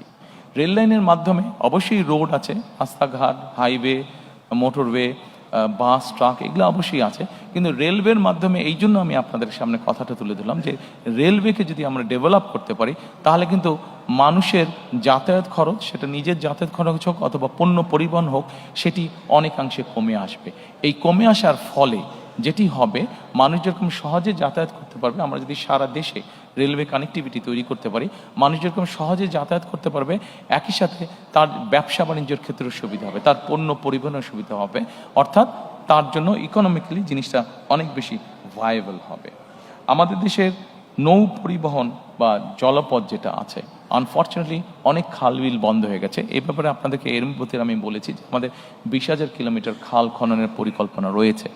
এই খাল খননের মাধ্যমে একই সাথে বিভিন্ন নদীগুলোকেও যদি আমরা সক্ষম হই ড্রেজিং করা বা খনন করার জন্য, আমরা প্রত্যাশা করি যে আমরা যে নৌপথে চলাচলের ব্যবস্থাটাকে আমরা অনেক ডেভেলপ করতে পারবো। কারণ আমাদের দেশটা এমনি একটু পপুলেশন বেশি, শুধু রোড কমিউনিকেশন দিয়ে আমরা সকলের যাতায়াত ব্যবস্থা নিশ্চিত করতে পারবো না। কাজে আমাদের যত অল্টারনেটিভ আছে সবগুলো উপায়কে আমাদের দেখতে হবে, সবগুলো উপায়কে আমাদের ব্যবহার করতে হবে। সম্মানিত উপস্থিতিবৃন্দ, এরপরে আপনাদেরকে আমি অনুরোধ করব এই চ্যাপ্টারে আইসিটি, এই ডিপার্টমেন্টে আইসিটি যেই চ্যাপ্টারটি আছে সেটা রাখার জন্য আমি খুব সংক্ষেপেই যাচ্ছি, অনেকক্ষণ সময় নিয়ে নিয়েছি আপনাদের। আইসিটিতে আমরা আমাদের যেই পরিকল্পনা সেটা হচ্ছে সাইবার নিরাপত্তা এবং এআই সহ 5টি খাতে আমরা পরিকল্পনা গ্রহণ করছি 2 লক্ষ, এবং ফ্রিল্যান্সিং ও কন্টেন্ট ক্রিয়েশনে আমরা 8 লক্ষ, অলটুগেদার অ্যাবাউট 10 লক্ষ কর্মসংস্থানের আমরা চিন্তা ভাবনা করছি। আমাদের ইয়াং জেনারেশন, যেমন ধরেন আমাদের ইয়াং জেনারেশন যারা সে কন্টেন্ট ক্রিয়েশনের কাজ করে থাকেন, আপনাদের অনেকেই জানা আছে সাউথ কোরিয়া যে দেশটি, এরা এখানে যারা ইয়াং জেনারেশন আছে এরা কন্টেন্ট ক্রিয়েশনে খুব ভালো করে থাকে, এবং খুব সম্ভবত গত বছর তাদের শুধু কন্টেন্ট ক্রিয়েশন থেকেই তাদের ইনকাম ছিল, দেশের ইনকাম ছিল প্রায় $12 বিলিয়ন। কাজে তারা যদি পারে, আমাদের ইয়াং জেনারেশন না পারার কোনো কারণ নেই। আমাদের কিছু পলিসিগত বিষয় আছে, সেই পলিসিগুলোকে আমাদেরকে সঠিকভাবে গ্রহণ করতে হবে। পলিসিগুলো গ্রহণ করার মাধ্যমে আমরা যদি এই ছেলে মেয়েদেরকে ট্রেনিং দিতে পারি, একটু তাদেরকে বিভিন্নভাবে সহযোগিতা করতে পারি, আমরা দৃঢ়ভাবে বিশ্বাস করি যে এখানে 8 লক্ষ আমরা বলেছি, 8 লক্ষের বেশি আমরা তৈরি করতে পারবো, এবং প্রচুর পরিমাণ বৈদেশিক মুদ্রা আমরা এখান থেকে অর্জন করতে সক্ষম হব। আমরা সবার জন্য এখানে বলেছি দ্রুত এবং নির্ভরযোগ্য ইন্টারনেট, বিনামূল্যে উচ্চগতির দ্রুত এবং ইন্টারনেট। বিনামূল্যে কিভাবে আমরা প্রোভাইড করতে চাই, ওটার ভিতরে ছোট্ট যে সিক্রেটটা আছে এটা আমি আপনাদের সামনে তুলে ধরেছি। কাজেই এইটিতে আমি আবার রিপিট করলাম না, সময় নষ্ট হবে। সম্মানিত উপস্থিতিবৃন্দ, আমাদেরকে একটি বিষয়ে খুবই সিরিয়াস হতে হবে। এই বিষয়টিতে আমাদের বহু মানুষ কষ্ট পাচ্ছেন, বিশেষ করে নারী সমাজের সদস্যরা, তাদেরকে বিভিন্নভাবে হেনস্থা করা হচ্ছে। সেটি হচ্ছে জাতীয় সাইবার নিরাপত্তা, সাইবার বুলিং এবং নাগরিক তথ্য, বিশেষ করে সাইবার বুলিং। আমাদের নারী সমাজের সদস্যরা বিভিন্নভাবে সাইবার বুলিংয়ের শিকার তারা হচ্ছে। কাজেই এ ব্যাপারে আমাদেরকে কঠোর পদক্ষেপ গ্রহণ করতে হবে। আইনগুলোকে আমাদের ঠিক করতে হবে, এবং শুধু আইন ঠিক না, আইন যাতে সঠিকভাবে কাজ করে সেই পদক্ষেপ আমরা গ্রহণ করব, যাতে বুলিংয়ের শিকার কেউ না হয়। যারা বুলিং করবে তাদেরকে অবশ্যই দেশের আইন অনুযায়ী শাস্তি পেতে হবে, এটি আমাদেরকে যে কোনো মূল্যে নিশ্চিত করব আমরা। এরপরে এখানে একটি উল্লেখ করে নেই আপনাদের সামনে, আপনাদের অনেকেরই জানা আছে, তারপরে আমি উল্লেখ করছি।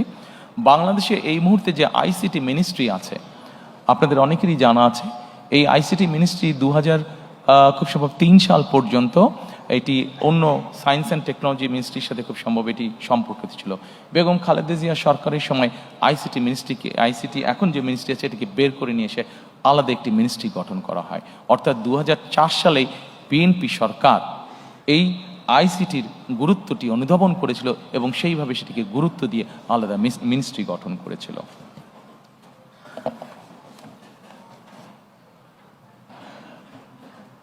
সম্মানিত উপস্থিতিবৃন্দ, এরপরে রাজস্ব আয় ও ব্যবস্থাপনা আছে। রাজস্ব আয় এবং ব্যবস্থাপনার মধ্যে অনেকগুলো সেক্টর আছে। আমি আলোচনায় যাব না, ডিটেইল আলোচনায় যাব না, আমি শুধু একটা কথাই বলবো। সম্মানিত উপস্থিতিবৃন্দ, একটি দেশ পরিচালনার জন্য অবশ্যই অর্থের প্রয়োজন হয়, রিসোর্সের প্রয়োজন হয়। আমাদের দল আমরা মনে করি আমরা যদি আমাদের সরকার মানুষের কর্মসংস্থান যত বেশি তৈরি করতে পারবে, বিনিয়োগের অবস্থা যত বেশি তৈরি করতে পারবে, যত বেশি মানুষকে বিনিয়োগ করাতে পারবে, অটোমেটিক নর্মালি সরকারের রাজস্ব বৃদ্ধি পাবে। আমি সেই জন্যই বরাবর আপনাদের সামনে বলেছি, আমাদের মূল লক্ষ্যই হচ্ছে যত বেশি সংখ্যক কর্মসংস্থান তৈরি করা, যত বেশি সংখ্যক দেশি এবং বিদেশি বিনিয়োগকারী যারা আছেন তাদেরকে উৎসাহিত করা, প্রতিষ্ঠান তৈরি করা, বিনিয়োগ করা, বিনিয়োগের মধ্যে শিল্প এবং শিল্প প্রতিষ্ঠান তৈরি করা, যাতে করে বেশি সংখ্যক মানুষ কর্মসংস্থানের সুযোগ পায়। কারণ বিনিয়োগ করলে নিজে থেকেই রাজস্ব আয় বাড়বে। নাগরিকের আয় বাড়লে আমরা বিশ্বাস করি প্রত্যেকটি নাগরিকের আয় যত বাড়বে রাষ্ট্রের আয়ও তত বাড়বে। সেই জন্য আমরা ওইভাবে ট্যাক্স ইম্পোজ না করে আমরা চাই নাগরিকের আয় বাড়ুক। নাগরিকের আয় বাড়ানোর জন্য যা যা করা প্রয়োজন আমরা সেটি করতে চাই। নাগরিকের আয় বাড়া মানেই সরকারের বা রাষ্ট্রের আয় বাড়া। আমরা জিনিসটাকে এইভাবেই চিন্তা করতে চাই।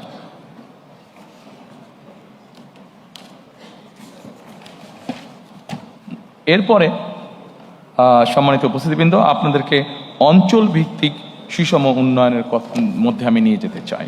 আমি একটু আগেই বলেছি বাংলাদেশের বিভিন্ন এলাকার বিভিন্ন গুরুত্ব রয়েছে। আমরা যদি চট্টগ্রাম দিয়ে শুরু করি, আমরা চট্টগ্রামকে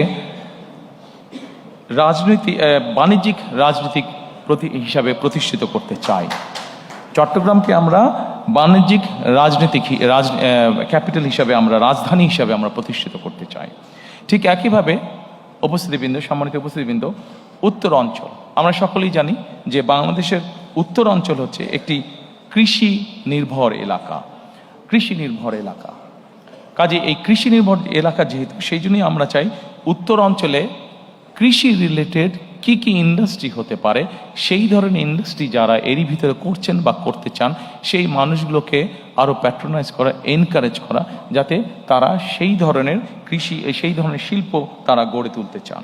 এরই ভিতরে আমি আপনাদের সামনে তুলে ধরেছি যে বরেন্দ্র অঞ্চল যেটা আছে, বরেন্দ্র প্রজেক্ট যেটা আছে, সেটিকে আমরা পুনরায় চালু করতে চাই। এর বাইরে আমি এর ভিতরেই বলেছি যে আম সংরক্ষণ, যেমন আমাদের প্রচুর আম হয় রাজশাহীতে, প্রচুর আম হয় চাঁপাইনবাবগঞ্জে, এই আমগুলোকে কিভাবে প্রিজার্ভ করা যায়, বা আমগুলোকে যেগুলো আম নষ্ট হয়ে যেতে পারে সেগুলো নষ্ট হবার আগে বাই প্রোডাক্ট কি তৈরি করা যেতে পারে, কৃষি সংক্রান্ত আরও যেগুলো বিভিন্ন পণ্য উৎপন্ন হচ্ছে সেগুলোকে কিভাবে বাই প্রোডাক্ট করা যেতে পারে। প্রচুর আমাদের আলুর প্রোডাকশন হয়, আলুর বাই প্রোডাক্ট কি হতে পারে, সেই ধরনের ইন্ডাস্ট্রিগুলোকে গ্রো করতে সহযোগিতা করা। গ্রো করার মাধ্যমে একদিকে যেরকম ইনভেস্ট হবে, ঠিক একইভাবে প্রচুর কর্মসংস্থানের ব্যবস্থা হবে। এরপরে আমাদের যে হাওড় বাওড় আছে, এরপরে যেটি স্লাইড সেটিতে আমি যাওয়ার অনুরোধ করব। আমাদের দেশের বিভিন্ন জায়গায় বিভিন্ন হাওড় বাওড়ের কারণে বিভিন্ন প্রাকৃতিক দুর্যোগ বা বন্যা হয়ে থাকে। এই প্রাকৃতিক দুর্যোগ এবং বন্যাকে নিয়ন্ত্রণ করার জন্য অবশ্যই আমাদের টেকসই বাঁধ দরকার, এবং ব্লু ইকোনমি, এটির মাধ্যমে আমাদের হাওড় বাওড় জায়গাগুলো আবার দেখতে অনেক সুন্দর। দেখতে যেহেতু সুন্দর এইগুলো, সেই জন্য এগুলোর মাধ্যমে আমরা এগুলোকে প্রোটেক্ট করার মাধ্যমে আমরা উপকূল উন্নয়ন বোর্ড গঠনের একটি পরিকল্পনা আমাদের আছে। এই উপকূল উন্নয়ন বোর্ড গঠনের মাধ্যমে আমরা ব্লু ইকোনমি এবং পর্যটনকেও এখানে এনকারেজ করতে চাই। এরপরে আপনাদেরকে আমি অনুরোধ করব যে নগরায়ণ ও আবাসন এবং নিরাপদ টেকসই ঢাকা বিনির্মাণ। সম্মানিত উপস্থিতিবৃন্দ, ঢাকা পৃথিবীর যে কোনো দেশের রাজধানী থেকে অত্যন্ত পপুলেট একটি জায়গা। এখন কেন মানুষ ঢাকায় আসছে? ঢাকায় মানুষ এসে বসবাস করছে অনেকগুলো কারণে। সন্তানের চিকিৎসা, বাবা মায়ের চিকিৎসা, সন্তানের লেখাপড়া, জব সিকিউরিটি, এনভায়রনমেন্ট, সব কিছু মিলিয়ে মানুষ ঢাকাতে কিছুটা বেটার ফিল করে। কিন্তু আমরা যদি এই ফ্যাসিলিটিগুলো যদি আমরা বিভিন্ন জায়গায় আমরা তৈরি করতে পারি, ঢাকার আউটস্কার্টে যদি আমরা যেই ডিস্ট্রিক্টগুলো আছে সেখানে যদি তৈরি করতে পারি, এবং সেখানে যদি খরচ কম হয় একজন মানুষের থাকার, সেখানে যদি ভালো স্কুল থাকে, সেখানে যদি ভালো ট্রিটমেন্টের ব্যবস্থা থাকে, সেখানকার পরিবেশটা যদি সিকিউর হয়, তাহলে আমরা মনে করি যে মানুষ সেখানেই থাকবে। হ্যাঁ, এখানে একটি বিষয় আছে, সেখানে থাকবে কিন্তু কাজ করবে কোথায়? কাজ সে ঢাকায় করতে পারে। একটু আগে আপনাদেরকে আমি বলেছি যে আমরা চাই রেল লাইনটাকে ডেভেলপ করার জন্য, আমাদের পাবলিক ট্রান্সপোর্টটা। এখন এই মুহূর্তে ঢাকা থেকে চট্টগ্রাম যে রেলগাড়িটা আসে, সেটার গতি 35 থেকে ম্যাক্সিমাম 40 মাইল। কিন্তু এটাকে যদি ঘন্টায় আমরা রেল লাইন যেটা আছে সেটাকে আমরা সঠিকভাবে তৈরি করে এটাকে যদি ঘন্টায় আমরা 80 মাইলে নিয়ে আসতে পারি বা 100 মাইলের কাছাকাছি নিয়ে আসতে পারি, তাহলে কিন্তু চট্টগ্রাম থেকে ঢাকায় আসতে আপনার 2-2.5 ঘন্টার বেশি লাগার কথা না।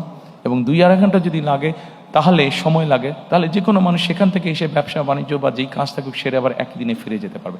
ঠিক এইভাবে আমরা যদি ঢাকার আশেপাশের সিটিগুলোতে আমরা স্যাটেলাইট টাউন গড়ে তুলতে পারি এবং সেখানকার সাথে যদি রেল কমিউনিকেশন আমরা তৈরি করতে পারি, এবং মোটামুটি 1 ঘন্টা 45 মিনিটের মধ্যে মানুষ আসা এবং যাওয়া যদি করতে পারে, তাহলে আমরা ধারণা করছি যে বহু মানুষ তখন ঢাকা শহরে আর থাকবেন না।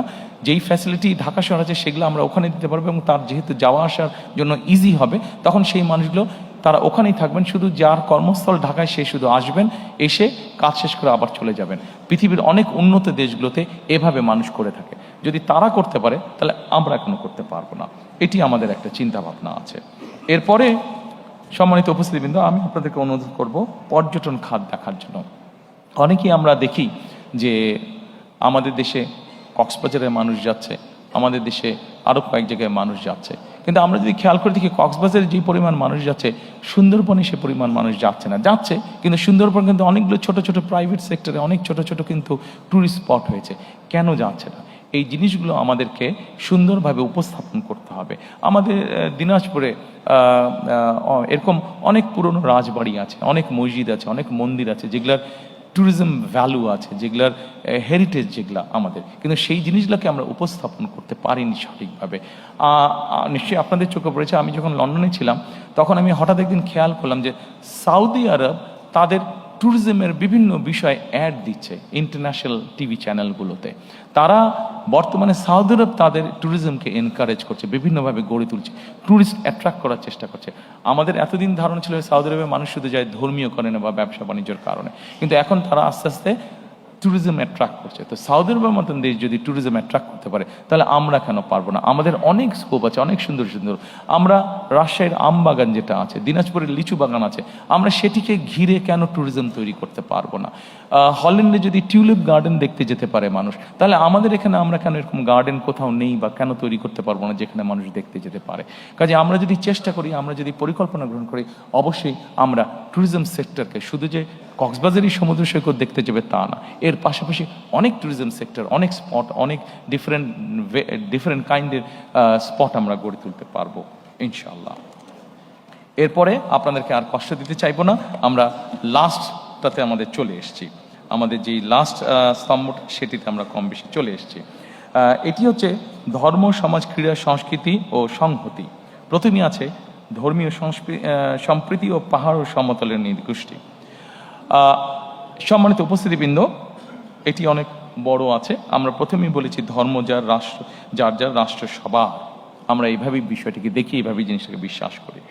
আমাদের দেশের এক শ্রেণীর মানুষ আছেন যারা আমাদের জন্ম থেকে মৃত্যু পর্যন্ত আমাদের সাথে থাকেন, জীবনের অনেক গুরুত্বপূর্ণ মুহূর্তে যারা আমাদেরকে বিভিন্ন সময় বিভিন্ন পরামর্শ দিয়ে থাকেন। সেটি আমরা যারা ইসলাম ধর্মে আছি, ইসলাম ধর্মে আছে, যেটি অন্য ধর্ম মানুষ আছেন তাদের ক্ষেত্রেও তাদের ধর্মীয় গুরুরা আছেন। এরা কারা? এরা হচ্ছেন যে আমাদের ইসলাম ধর্ম অনুযায়ী বিভিন্ন ইমাম, মুয়াজ্জিম সহ বিভিন্ন খতিব সাহেবরা। এর বাইরে অন্য অন্য ধর্মের ধর্মীয় গুরুরা আছেন। এই মানুষগুলো অধিকাংশ ক্ষেত্রে আমরা দেখেছি বেশ মানবতার জীবনযাপন করেন অনেকাংশে। আমাদের একটি পরিকল্পনা আছে, ইনশাল্লাহ আমরা সরকার গঠনে সক্ষম হলে আমরা ধীরে ধীরে এই মানুষগুলোকে আমরা ধীরে ধীরে বিভিন্ন মসজিদ মাদ্রাসার খতিব ইমাম সাহেব যারা আছেন, মুয়াজ্জিম সাহেব আছেন, অন্য ধর্মীয় গুরু যারা আছেন, তাদেরকে আমরা সরকারের পক্ষ থেকে একটা সম্মাননার ব্যবস্থা করতে চাই। সম্মানিত উপস্থিতবৃন্দ, যেহেতু বাংলাদেশ মুসলিম প্রধান দেশ, এই দেশের বহু মানুষ প্রতি বছর হজ করতে চান, কিন্তু আমরা প্রত্যেকবার দেখেছি এই হজের যাওয়া আসার খরচ অত্যন্ত বেশি। অনেক মানুষকে এর জন্য অনেক কষ্ট পোহাতে হয়। আমরা এই খরচটাকে কমিয়ে নিয়ে আসার চিন্তা ভাবনা করেছি এবং আমরা মনে করি আমরা যদি এখানে থার্ড এয়ারলাইনকে এন্ট্রি দিতে পারি তাহলে আমাদের হজ যাত্রীদের খরচ, টিকিটের খরচ অনেকাংশে কমিয়ে আসবে এবং আমাদের পরিকল্পনার মধ্যে এটা রয়েছে কিভাবে আমরা এই হজ যাত্রীদেরকে সুবিধা দিতে পারবো, তাদের খরচটা কমিয়ে আনতে পারবো। এরপরে আমি আপনাদেরকে ক্রীড়া, আমাদের এই চ্যাপ্টারের ক্রীড়া আছে, ক্রীড়াতে আমি আপনাদেরকে অনুরোধ করব। সম্মানিত উপস্থিতিবৃন্দ, এটি এমন একটা সাবজেক্ট যেই সাবজেক্টটাতে কম বেশি প্রত্যেকটি মানুষের, সে যখন ইয়াং থাকে, শিশু অবস্থায়, সে যখন তরুণ অবস্থায় থাকে, যুব অবস্থায় থাকে, প্রত্যেকটি মানুষেরই কম বেশি আগ্রহ থাকে। আমরা শুধু আমাদের দেশে বিভিন্ন প্রফেশনাল তৈরি করতে চাই। আমাদের দেশে একটি সমাজ ব্যবস্থার মধ্যে হয় ডাক্তার হতে হবে, নাহলে ইঞ্জিনিয়ার হতে হবে, নাহলে আর্কিটেক্ট হতে হবে, অর্থাৎ নাহলে ব্যারিস্টার হতে হবে, এই ধরনের পেশাকে প্রাধান্য দেওয়া হয়ে থাকে। কিন্তু পৃথিবীর অনেক দেশ আছে যেখানে প্রফেশনাল খেলোয়াড় তৈরি হচ্ছে, সেই খেলোয়াড় প্রফেশনালি তৈরি হচ্ছে। আমাদের দেশে এরকম বহুত প্রতিভা আছে যাদেরকে আমরা প্রফেশনালি খেলোয়াড় তৈরি করতে পারি এবং আমাদের পরিকল্পনা রয়েছে আমরা ধীরে ধীরে আমাদের সন্তানদের ভিতর থেকে এরকম প্রফেশনাল খেলোয়াড় আমরা তৈরি করে আনতে চাই।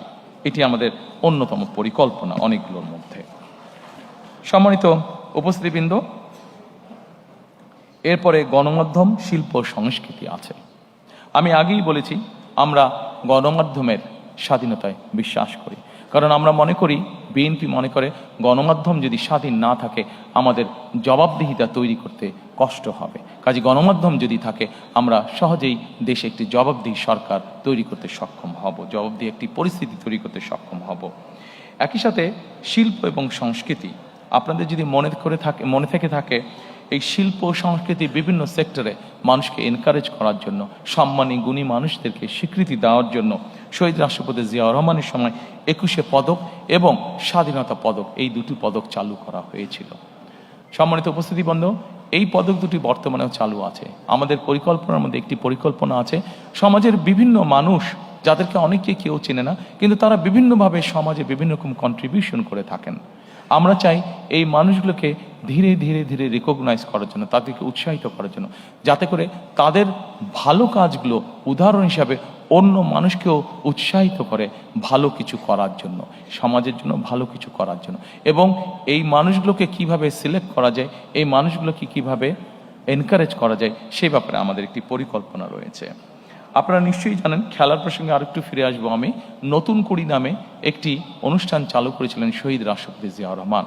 ইনিশিয়ালি নতুন কুড়ি ছিল শুধু মাত্র কালচারাল সাইডে, আমরা এটিকে আরেকটু এনহান্স এখন করতে চাই। আমরা নতুন কুড়িটি যদিও এর মধ্যে ইন্টারিম সরকার চালু করেছে, বাট এটিকে আমরা সরকার গঠনে ইনশাল্লাহ সক্ষম হলে এটিকে আমরা কন্টিনিউ করব এবং এটির সাথে আমরা কেরাত প্রতিযোগিতাকে অ্যাড করতে চাই এবং নতুন করে স্পোর্টস আমরা অ্যাড করতে চাই, যাতে করে আমাদের দেশের স্পোর্টসে যারা প্রতিভাবান তাদেরকে আমরা বের করে নিয়ে আসতে সক্ষম হই। সম্মানিত উপস্থিতিবৃন্দ, আপনাদেরকে একটি সুখবর দিতে চাই। আমি ইনশাল্লাহ আগামী 10 মিনিটের মধ্যে আপনাদেরকে এখান থেকে ছুটি দিয়ে দিতে পারবো। আমি আমার অনুষ্ঠানের শেষ পর্যায়ে চলে এসেছি, শুধু আপনাদের কাছ থেকে আর 10 মিনিট আমি চেয়ে নিচ্ছি। Dear diplomatic friends, there's a good news. I'll be finishing soon. আমাদের একটি বিষয় আমরা জোর দিতে চাই, সেটি হচ্ছে নৈতিক শক্তি পুনরুদ্ধার। আমাদের দেশে এখন প্রচুর পরিমাণ বিভিন্ন ধরনের মিডিয়া আছে। আমরা যেটি করতে চাই, সম্মানিত উপস্থিতিবৃন্দ, আমরা ছোট ছোট ডকুমেন্টারি তৈরি করতে চাই সমাজের সর্বস্তরের মানুষের জন্য। সেটি শিশু হতে পারে, সেটি একজন নারী হতে পারে, একজন মেয়ে হতে পারে, একজন গৃহিণী হতে পারে, একজন চাকরিজীবী হতে পারে, একজন ব্যবসায়ী হতে পারেন, যে কোনো শ্রেণী পেশার মানুষের জন্য আমরা ডকুমেন্টারি তৈরি করতে চাই। এখন এই ডকুমেন্টারিগুলো কি হবে? এই ডকুমেন্টারিগুলো আমরা তৈরি করতে চাই সামাজিক এবং ধর্মীয় মূল্যবোধকে সামনে রেখে। আমরা দেশের মধ্যে, সমাজের মধ্যে, পরিবারের মধ্যে আমরা সামাজিক মূল্যবোধ, ধর্মীয় মূল্যবোধকে আমরা দৃঢ়ভাবে ধারণ করতে চাই। আমাদের দেশে বহুত আমাদের সামাজিক মূল্যবোধ রয়েছে, আমাদের অনেক ধর্মীয় মূল্যবোধ রয়েছে, যেগুলোকে আমরা যদি ধারণ করতে সক্ষম হই তাহলে আমরা ধীরে ধীরে একটি সুন্দর, একটি শান্তিপূর্ণ সমাজ, পরিবার, দেশ গঠনে সক্ষম হব বলে আমরা দৃঢ়ভাবে বিশ্বাস করি। শেষে, একদম শেষে এসে শেষ করে দেবার আগে সম্মানিত উপস্থিতিবৃন্দ, আপনাদেরকে আবারও আমি আন্তরিকভাবে ধন্যবাদ জানাতে চাই আমার এবং আমার দলের পক্ষ থেকে। কারণ আপনারা সকলে কষ্ট স্বীকার করে অনেকক্ষণ সময় ধরে এখানে বসে আছেন। শেষ যেই কথাটি বলে আমি আপনাদের কাছ থেকে আজকে বিদায় নেব, আমাদের এই ম্যানিফেস্টো পর্বটি আজকে শেষ করব। সেই কথাটি হচ্ছে, আপনাদের সামনে আমি এতক্ষণ পর্যন্ত যত প্ল্যান, প্রোগ্রাম, কর্মসূচি, পরিকল্পনা উপস্থাপন করেছি তার কোনো কিছুই করা সম্ভব হবে না যদি না আমরা তিনটি বিষয়ের উপরে সর্বোচ্চ অগ্রাধিকার না দেই। সম্মানিত উপস্থিতিবৃন্দ, আমি ব্যক্তিগতভাবে একজন মানুষ হিসেবে, একজন রাজনৈতিক কর্মী হিসেবে আমি মনে করি দুর্নীতি, আইনের শাসন এবং জবাবদিহিতা, আমরা যদি এই তিনটির ব্যাপারে, যারাই সরকার গঠন করবেন, আমরা যদি এই তিনটির ব্যাপারে কঠোর পদক্ষেপ গ্রহণ না করি তাহলে আমরা আমাদের কোনো পরিকল্পনাকেই সফল করে গড়ে তুলতে পারবো না। এবং আজকে এখানে দাঁড়িয়ে আমার দলের পক্ষ হয়ে আমি আপনাদেরকে এতটুকু বলতে চাই যে আমার দল, বাংলাদেশ জাতীয়তাবাদী দল, আগামী 12 তারিখে নির্বাচনে জয়ী হয়ে ইনশাল্লাহ সরকার গঠনে সক্ষম হলে আমাদের সর্বাধিকার, সর্বোচ্চ অগ্রাধিকার থাকবে এই তিনটি বিষয়ের উপর গুরুত্ব আরোপ করা: দুর্নীতি, আইনের শাসন এবং জবাবদিহিতা। যে কোনো মূল্যে আমরা এটিকে সর্বোচ্চ অধিকার দিব। সম্মানিত উপস্থিতিবৃন্দ, আজকে আপনাদের কাছ থেকে আবারও আপনাদেরকে আন্তরিকভাবে ধন্যবাদ জানিয়ে এই অনুষ্ঠানে অংশগ্রহণ করার জন্য আপনাদের সকলকে আন্তরিক শুভেচ্ছা জানিয়ে আজকে আমাদের এই ম্যানিফেস্টো অনুষ্ঠান আমি আনুষ্ঠানিকভাবে আমার পক্ষ থেকে আমার পক্ষ থেকে শেষ করছি। আমি আপনাদের সকলের কাছে বিদায় নিচ্ছি। Thank you so much. Member of diplomatic corps, thank you so much